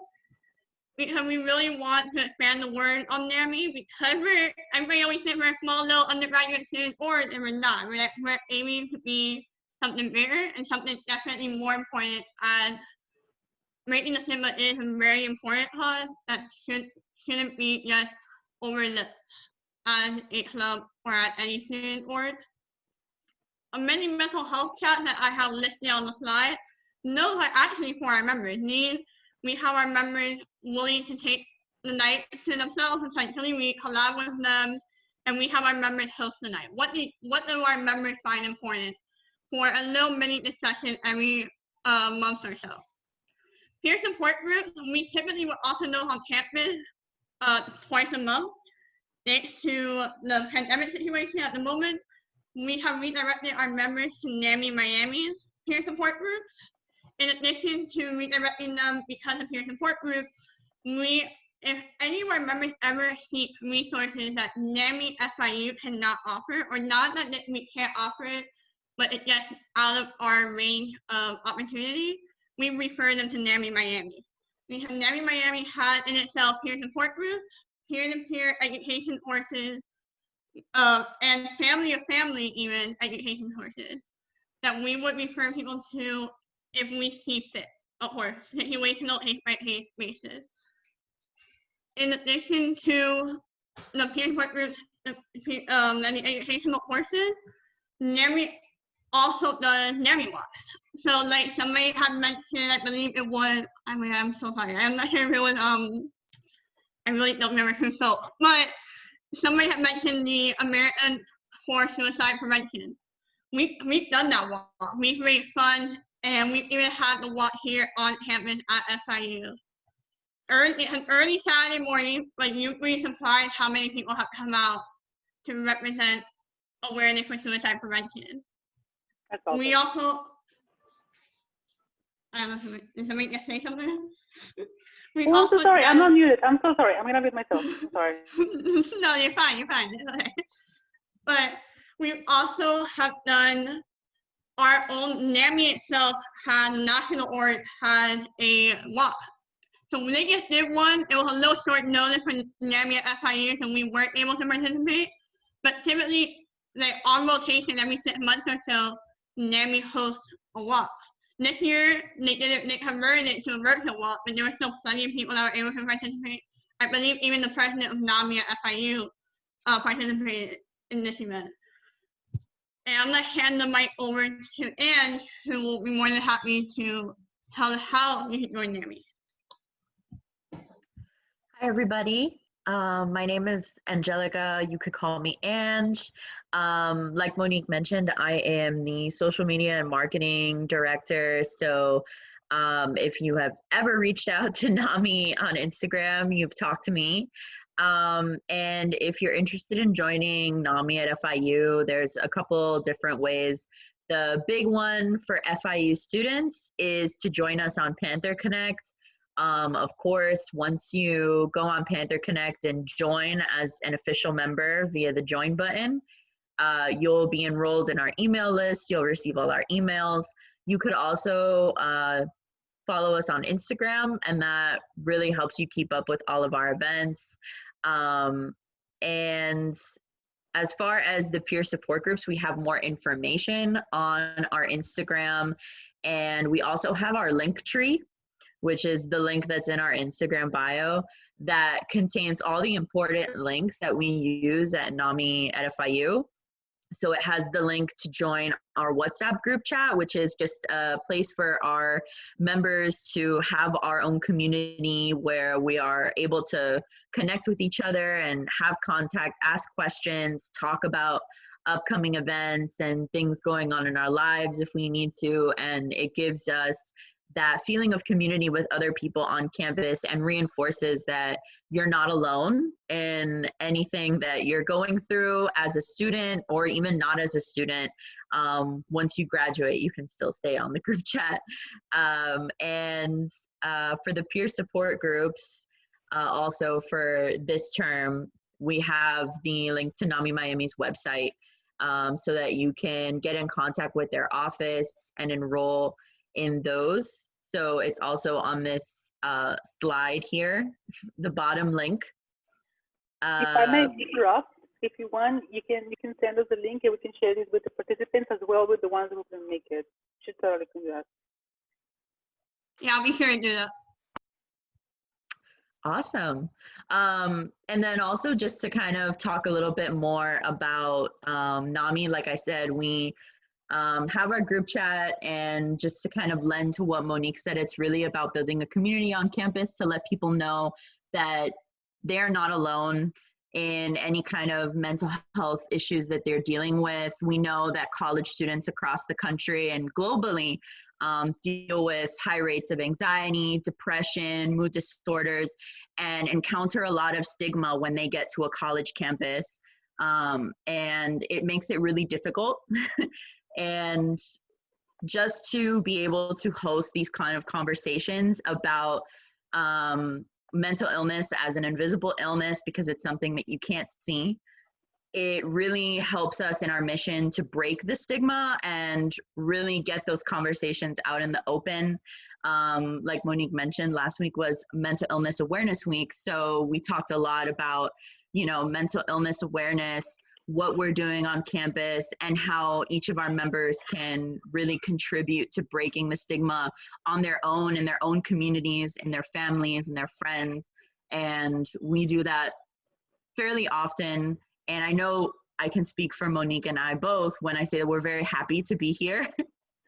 And we're so proud to contribute to an event that talks about physical and mental disabilities. Yeah, if I may add real quick, I just want to add the fact of we pride ourselves in doing our events, but I feel like we realize, especially over the course of the summer and from March going forward, when we were pretty much, we had big events planned for March and April that ended up being canceled during the pandemic, but yet we had our WhatsApp. So whenever a member needed us, they reached out and were like, hey, can you send me this resource? Or like, what's NAMI Miami peer support group information, what's NAMI Miami, like whatever it may be, whatever they needed, even if it was at the end of the day, even if it was like the crisis hotline. With the crisis hotline, hopefully soon we'll be able to pass the bill in the Senate that says that it has a 988 emergency code for the crisis hotline, the National Suicide Prevention Hotline. But we had like not the use of WhatsApp, I would say, and the use of just how much I feel like our members have realized that mental health is important. We've got new members this term, and those new members I feel have realized that like maybe it was because like of the lockdown, maybe that you couldn't go outside and you didn't realize until that the fact that we were locked down and you that not affecting you mentally. Yeah, I want to add that tidbit. Yeah, and then just to speak a little bit from personal experience, I told Monique that I was open to sharing. I live with bipolar disorder type 2, and that is, you know, a mental illness that I live with, but I also have been diagnosed with different physical conditions that are also considered invisible because you can't see them. I've been diagnosed with chronic pain syndrome. I have multiple, I would say, deformities in my spinal column and things that make it very difficult to get around and move around. And as college students on a campus that is, I would say, primarily a lot of young people, there is, again, a lot of stigma about invisible illness and how we talk about it.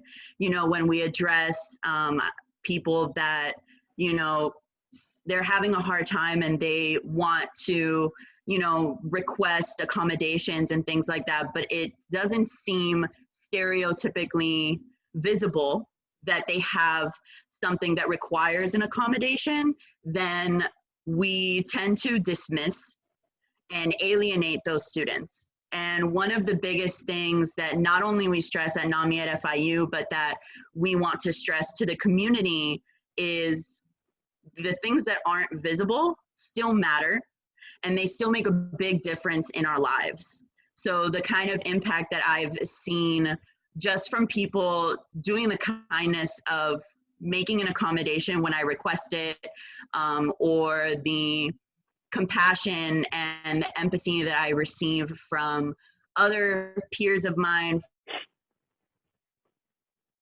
from my professors, from the staff at CAPS and across the university, being empathetic towards students and other members of the community that have invisible illness really makes a big difference in our lives. And it really it takes on so many different forms. I know that myself, I can speak to, you know, as far as like something as simple as parking in a disabled spot. I've gotten out of my car and been harassed because people will say, you know, you don't look like you're disabled, you don't need that parking spot. And I've also had issues communicating with professors and things about accommodations that I've needed for my focus during class and things like that. And I've really had the DRC able to step in and kind of help me with that line of communication. And it was really great to hear somebody earlier speaking about, you know, the different ways that they can make those accommodations happen and help open up those lines of communications.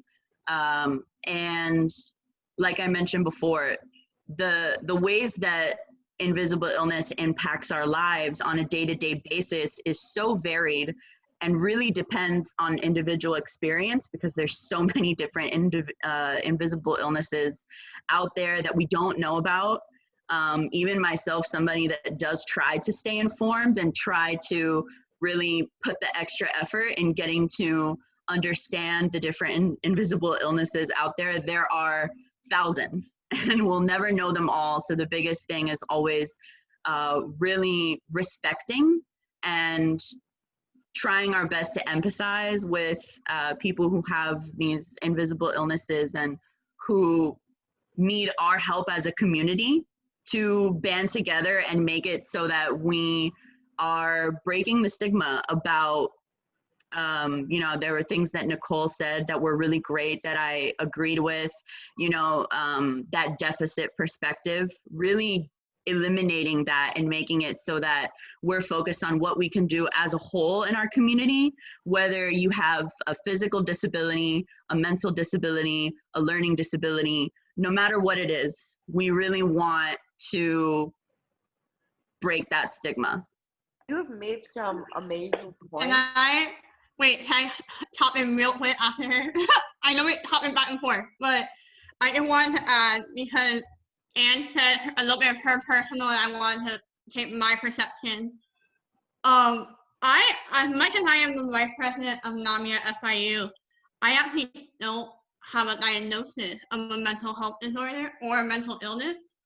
However, I have other diagnoses, and I have a fact of I've been through a lot of trauma in my life, and I've been through 14 surgeries as a result of different symptoms, different diagnoses I have. But I realized through that, I realized how important mental health is and how much, like Anne was discussing about the individual invisible disabilities, that there's so many people that you would not, like personally, I love the community we have in NAMI, and you wouldn't know a good handful of them had a disability. Or even probably the majority of our members, you wouldn't know whether or not they had a disability, whether or not they had a diagnosis. You wouldn't know. Not saying that everyone at NAMI has a diagnosis, but saying that like people judge before they even know. So it's like Anne said, like the disabled parking. I was knee-deep in surgery back in high school, and I remember I would be so tired just to walk from the courtyard of my high school to the classroom, and they'd be like, you're 14, you're 15, like how are you tired already? And it's like, well, I've been through like a lot more than like anyone's seen. I don't go around saying, hey, this is a laundry list of stuff I've been through, and this is why my energy might be running low today. Thank you. But people are. I'm sorry. Did you want to continue? No, you did. I just want to add that tidbit of that I can totally relate to what many of the people that have been talking tonight have said, that there's something that you don't see that are more evident than what you could believe or what you judge initially. Thank you so much. And I really appreciate you bringing awareness to the invisible physical disabilities, and you guys also bringing awareness to the other invisible cognitive disabilities. As you know, this presentation is about both physical and cognitive disabilities, and I think something that we do forget is that some physical disabilities are also invisible. And there's a lack of understanding throughout, society and in academic settings and whatnot by our peers. Now, we have a few questions for you as an organization, and I would love to ask away. So, how can NAMI help those struggling due to the pandemic? Or how do you guys help the students now that we are all through Zoom? Well, like I told you, we really rely on our WhatsApp group chat. Not like everybody thinks of WhatsApp as like just like any group chat. Not really important to remember. I see so many members, like they might not want to email us or they might not want to fill out the form on Panther Connect. We do have a form on Panther Connect for our members if they would like to either rent or even just like if they need like help with anything, they can fill out the form. But we also have just in general, like if they message us on WhatsApp, one of our e-board members knows that they always have to be alert on WhatsApp, and if anything, they respond to like any question. Like if it's a resource question or if it's just a crisis question.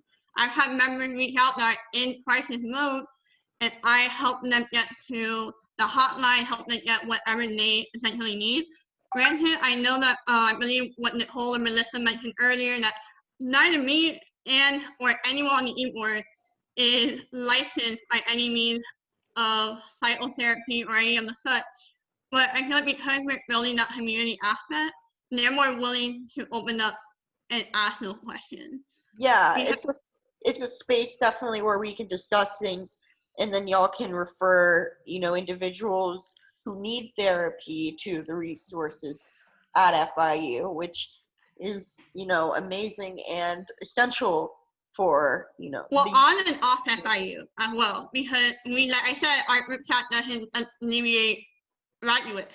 So if anyone that's not no longer graduate, if I'll drop whatever I'm doing, if somebody's in a crisis and I'm getting enough messages, I'll make sure that situation's under control before I finish doing whatever I need to do. Yeah. And the next question you have for me is, what are some of the biggest challenges of raising awareness about mental illness? Yes. I would say there's a stigma around the fact of approaching the table. So we've done table insert events, which means that's just a short way of saying that we do stations. So we do activities of let's define like a little flashcard activity, a little mix and match activity. Like we have tables at the Ram Center that we will line up, and then we have 3 or 4 tables, each with a different educational activity. And I think the biggest challenge is getting that person to walk over to the table. Getting somebody that's not familiar with NAMI, that doesn't know how important it is to break the stigma over to the table, because you never, like, the biggest impression I feel like some people have when approaching NAMI, the minute I say, hey, we're the National Alliance of Mental Illness at FIU, they're like, oh, no, I'm not gonna go there. And that's not what we are. We're not supposed to have a negative conversation. We're something positive. Like, I remember 2 weeks from now, we're doing a Halloween party, and it's not even, really, that's not even anything negative at all. That's more that we're super excited for, that's more to be for fun than anything else. But because it's like that disconnect, society expects you to not want to have that conversation. If you don't mind me adding something real quick about what you said about the thinking that mental disabilities and the whole organizations are just because the bad thing. We also we wanted to create this event also to raise awareness between, yes, okay, you have a disability, but just because you have a disability, you don't have to think about the psychopathology aspect, which is like the bad symptoms, which is like the part that makes the condition itself an impairment. There's 2 models you can see things on psychology, which is like the psychopathology and the well-being. So at this point, I think that NAMI, what's going to think a little to reiterate and paraphrase what you're saying, is that NAMI focuses more into well-being rather than the medical model. It's more like, yes, you have this, let's go on, let's all do it together and create community. Instead of, okay, no, you have this, let's treat the symptoms. You just go manage the symptoms. Yeah. And support. And I would definitely add to Monique, I think another interesting challenge that we have is just our location. Where in Miami, we have a very diverse community, and the stigma also has a cultural perspective. Don't even get me started. I'm Colombian, so. And yes, me too. So definitely having such a diverse community is good on one part, because there are a lot of different perspectives on how we can break the stigma. And in our, organization alone, we have a lot of members that have great ideas and contribute in different ways how they are breaking the stigma in their communities. But there's also, just tapping into some groups and saying, this is not something that you need to shy away from. You can talk about this. You don't need to hide. You don't need to feel ashamed. That's something that I think that we are trying to deal with every day, being that we're in a very culturally diverse school and area. No, absolutely.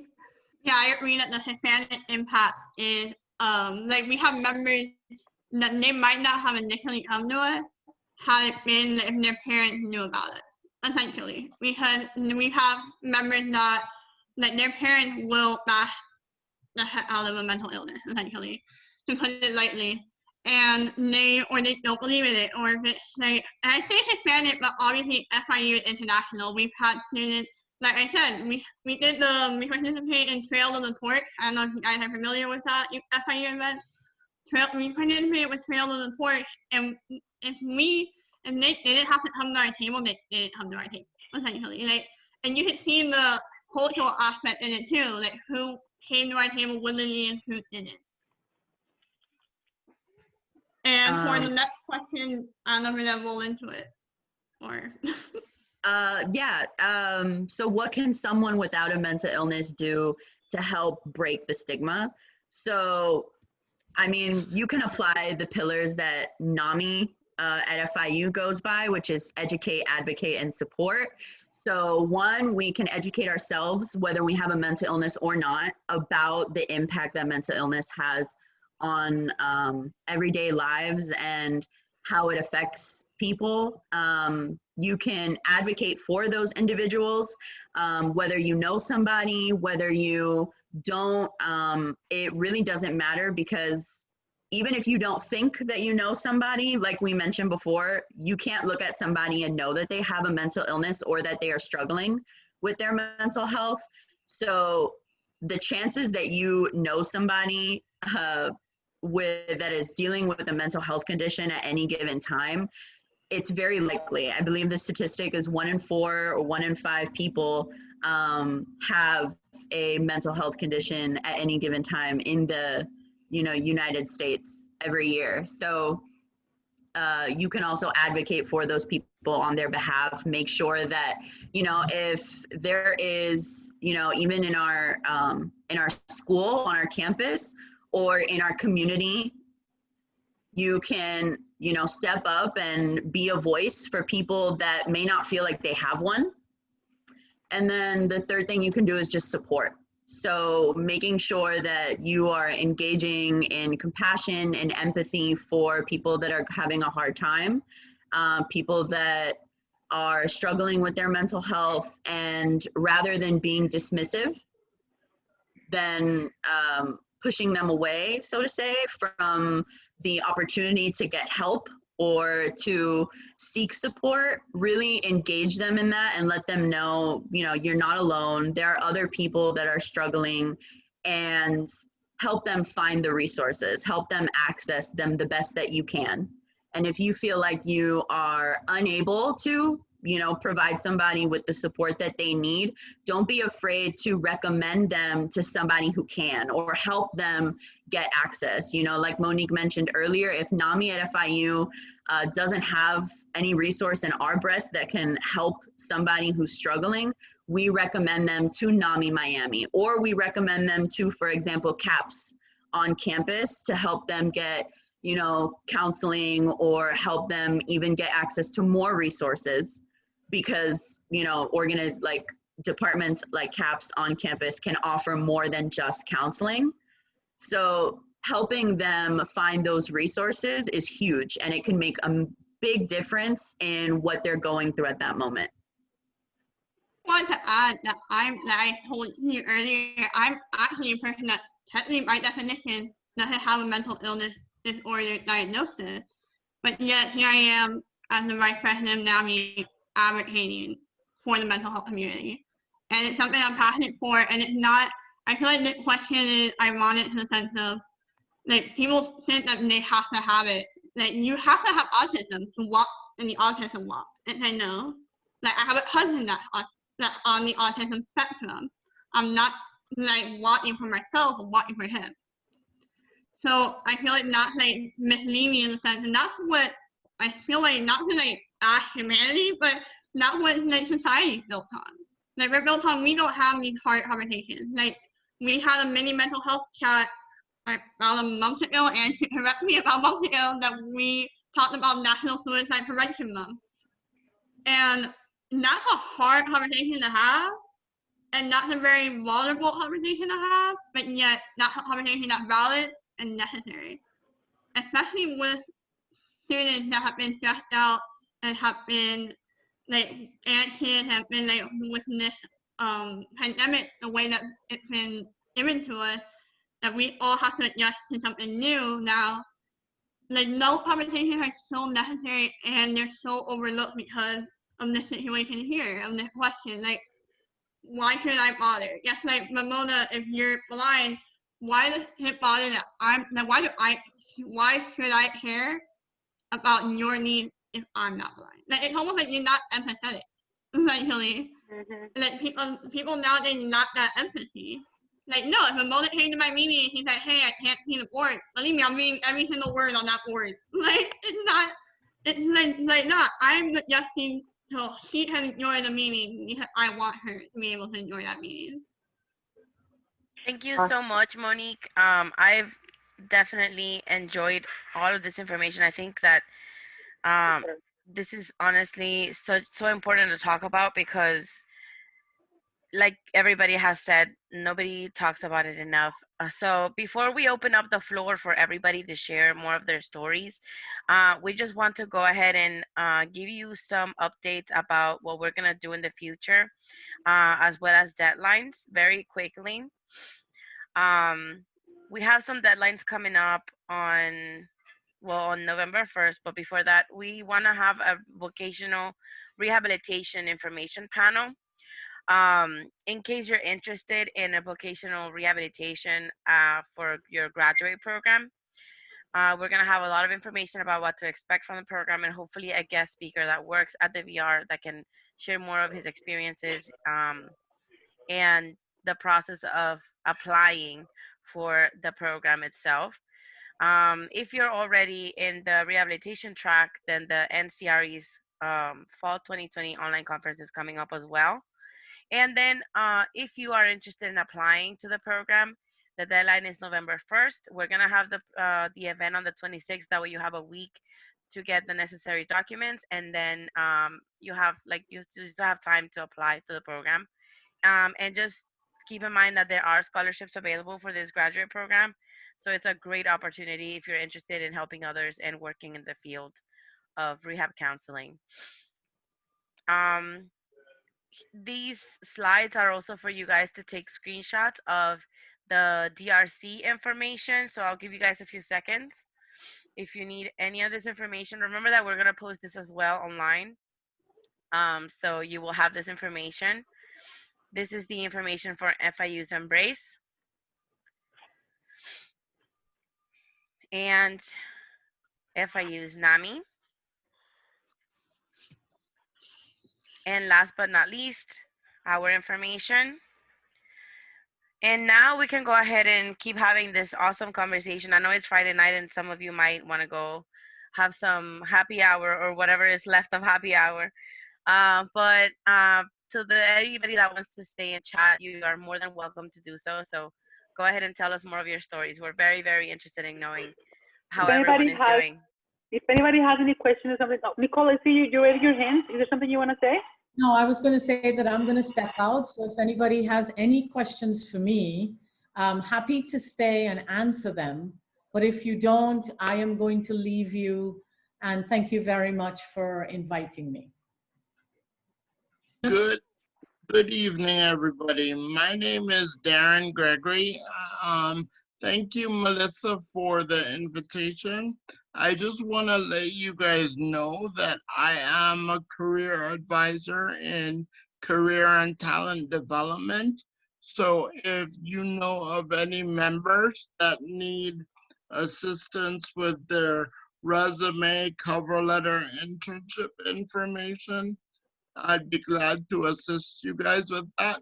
All you would have to do is reach out to me via email or have the students sign up for a handshake account, which is how we make appointments through our system for professional development opportunities. And I look forward to working with you guys, and thank you for having me. I have to jump off the call because I thought it was gonna be an hour, and it has turned into something a bit longer, but it was a really good experience, and thank you for having me. Before you go, Darren, thank you so much for accepting my invitation. Our invitation, you know, to just be like the whole organization. But before you leave, I'm gonna contact you again so you can send me that information so I can share it again with the participants and other people who couldn't make it. Like I will share the link. I would definitely. This is awesome. Thank you so much. Okay, I will send you the link for them being able to create handshake accounts and schedule appointments with me for any professional development help that they need. We're gonna be working for the rest of this semester, at least virtually, because it's gonna be only 2 staff members on the campus at a time. So I'm not sure when I'm actually gonna go back on campus, but we are working through Zoom. Perfect. I will make sure to share this information. Thank you, Darren. All right, and I'll send it to you either when I jump off the call or later on tonight. Perfect. Thank you. All right, thank you. Have a great evening, everyone. Stay safe. Thanks, bye. All right, so if anybody has any questions regarding FIU Embrace, I know now that Nicole has to go, so please go ahead and shoot. Nicole, my son, how would I be able to get him into your program?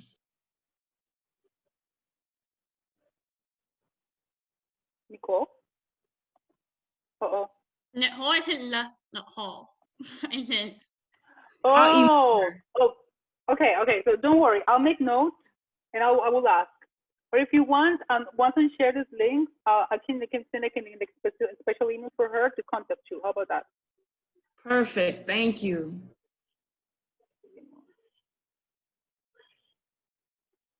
Okay. Well, I would like to engage the conversation with a story. Please. I have plenty, but I will tell you I have a pet peeve. I didn't lose my sight until December 15th, total sight loss. Which year? 2015. So I lost my sight December 17th, 2015. So it hasn't quite been 5 years. I worked as an assistant property manager. My last day of work was December 16th. I had surgery, been blind ever since. So, but I'll tell you a pet peeve that my children, my husband would tell you. And maybe you want to, because we talked about having empathy and sympathy, not sympathy, but I'm sorry, empathy. Mm-hmm. And I believe people do not do it on purpose. I believe it's because they do not know. They do not know how to communicate with someone with a disability. So I hate it when people ask, I'll be standing side by side with my husband or my children, and they'll ask my husband, how am I doing? Oh. I get so, they know I get so angry, and I know they want to hold me back because they can see it, that I said, I can hear you. I'm standing here. I'm doing well. How are you? So that drives me bananas. And I was laughing with that video because there was another video my daughter played for me when there are a group of blind people who it's on YouTube, and they ask, how can you match your clothes? How can you work? And I did have that on campus.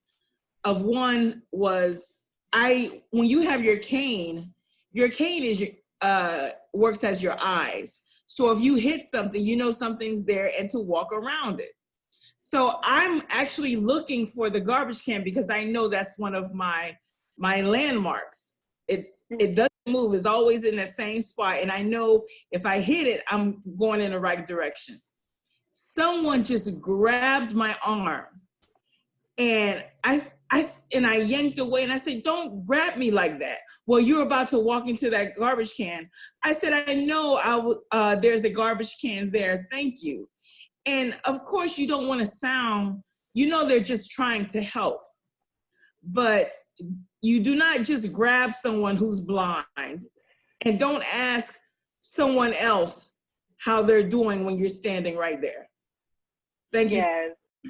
Yes. I would just like to add, from a psychology perspective, that there's something that happens in a situation that when people see people with disabilities, well, like you said, it's sympathy because they feel sorry for them. So instead of like thinking of them as individuals with a full range of emotion, they just think that, oh no, this is a poor disabled person, they're treating different or special or ignore it, or they don't even know how to react. And this is why we wanted to create this, because we wanted to create a space for people to see other people just like they are people. Yes, they have disabilities, but like a space to breathe. So yes. Or like, if I may add, I've had 14 surgeries in my lifetime. So there'll be times when I'm in the hospital, but I'm awake, mind you. And yeah, I might not be like entirely alert, but I am to some degree awake, and they'll turn to the person next to me and be like, so how's she been doing?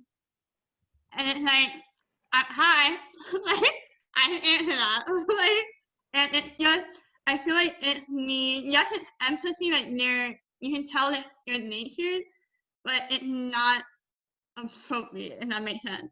Like, it's empathetic because they're trying to be like your person and ask how you are and like and help you out, but then it's not what you need, so it's setting you up wrongly. And it's inappropriate when you're talking about somebody that is a cognitive mind, is alert, is like, they're a person at the end of the day. So even if my husband is on the spectrum, I don't talk to my aunt about him. I go up to him and like, hey, what have you been up to? And even if it's not cognitively like his age, his response, he still answers me. Like, he still tells me that this is what I've been up to, or like, hey, here's a fun fact, and it's something I didn't even know. But it's a conversation I have with him, not somebody, his superior or his caregiver. Especially even if they're nonverbal. Like, I'm super into learning about special needs. Yeah, I want to work in pediatrics after grad school. And so, like, I've known about assistive technological devices that help you speak. So there should be somebody that's nonverbal, and you won't want to answer them, even though all they have to do is put 2 words into the tablet. But you'll go and turn to somebody else and say, hey, what's up with them, or what are they asking of me? And say, well, if you waited 2 minutes, they could have answered you on their tablet. Or I believe it was Nicole that said on their iAid, which works the same way.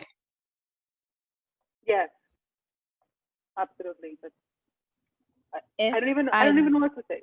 I'm sorry. Sorry, were you going to say something? Go ahead. No, go I ahead. didn't want to cut you off, Melissa. If I may, going off with what Monique said, like I shared my goddaughter's on the spectrum, right? And I've realized that I get frustrated because people are like, Marinés is stupid. Marinés is stupid. I'm like, Marinés is not stupid. It takes time for Marinés to learn things. And I've realized, like I used to work as a substitute teacher when I was getting my AA, got my substitute license, and I started working, right? And I took a certification to work with special ed as well. So like I have a little bit of experience, right? And people would tell me, Marinés is stupid, Marinés is stupid. I'm like, Marinés is not stupid. This kid is smart. You just need to know how to get through people. Like for example, I'll use my goddaughter. Marinés does not communicate well. She knows how to speak, but she's very shy around a lot of people. She has very few friends. And like, mind you, she's my goddaughter. My parents are, well, she's my god sister, but I think of her as my goddaughter. My parents are her godparents. Long story short, she won't talk to her. Mis padres son los padrinos de ella. My parents are her godparents. Oh, okay. Okay, sorry. Thank you for the clarification. Yeah, there's a term for that, but I didn't discover it till later. But I think of her as my goddaughter because I was there for the ceremony. My mother wasn't, so I think of her as my goddaughter. But Marinés, she won't communicate. She won't have a conversation with people. But I've realized that Marinés responds to one things, and I think that's very common with a lot of autistic children, is pictures and repetition. I've realized that with Marinés, like, she's in Marinés is in 7th. So when school started, it's very difficult. You can't get all your IEPs, like you can't do a lot of stuff virtually. It's bien difícil. It's very difficult to do it. You know what I mean? Like, so her mom came to me and she's like, I don't know what to do. I can't teach her. I don't speak the language. Well, her mom's Colombian. I'm Colombian as well. Well, half Colombian, half Nica. And so is Marinés. Marinés half Colombian, half Nica. Her mom's Colombian, and she's like, so, Colombians have this phrase of su merced, which is like pretty much you or usted. She's like, su merced, no sé qué hacer con la niña. I don't know what to do with her. She's not learning. And I'm like, she's like, and she won't, her mom has the language barrier. And then there's the thing that whenever parents and children don't get along, I think that's a stereotype, something that's safe to assume. Ramona, I don't know if you want to jump in, being a parent yourself. Parents and children sometimes have barriers, and I do with my parents as well. But with Marinés, it's not only that barrier, but it's also the language barrier because her mother doesn't speak English very well. So like her mom's like, she won't listen to anyone. I was like, okay, bring her to me. And I realized, and everyone would tell her, this kid is just stupid. I'm like, this kid is not stupid. You need to learn how to work with people. And, I realized, like I said, she's a woman of very few words. She is. She only opens up really around me and her mom. But I've learned that the best way to get through to her, at least, is with pictures and with repetition.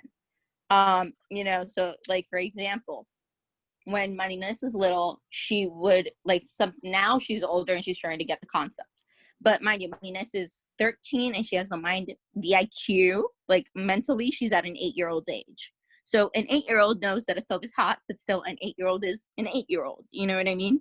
So like, I feel silly because like when she would be home, like during, with her mother working and everything, she would be with me. I had pictures all over the house. And my brother would come in, he's like, he didn't know that that's how Marinés communicates much because my brother doesn't know her that well.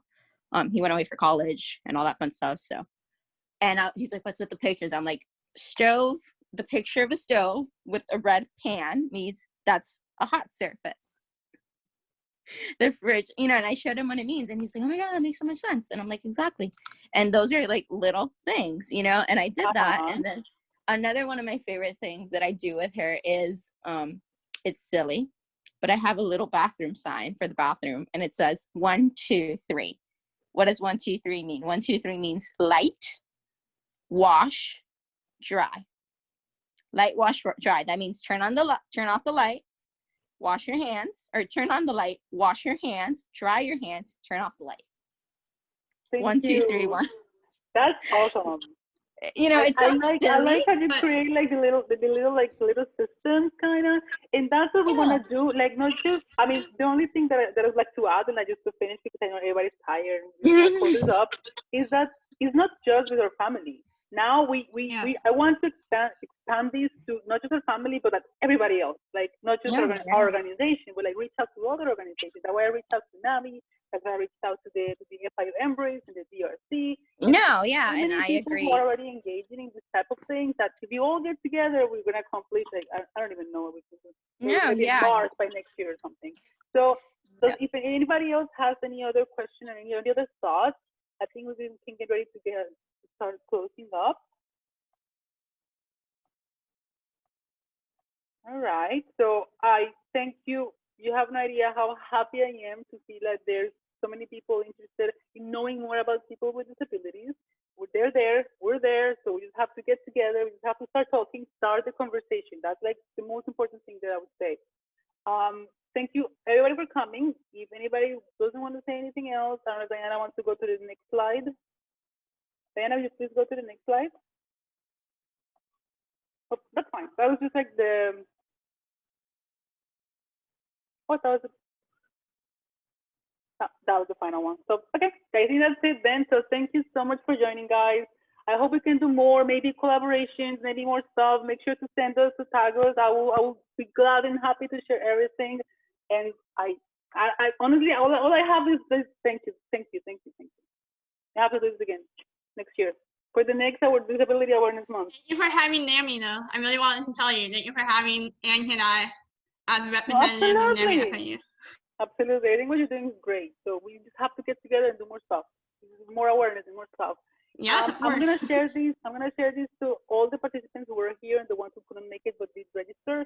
So everybody can have these resources and contact anybody independently if they want. So I want to thank you everybody for coming. I'm gonna close this officially, and I hope to hear from you soon.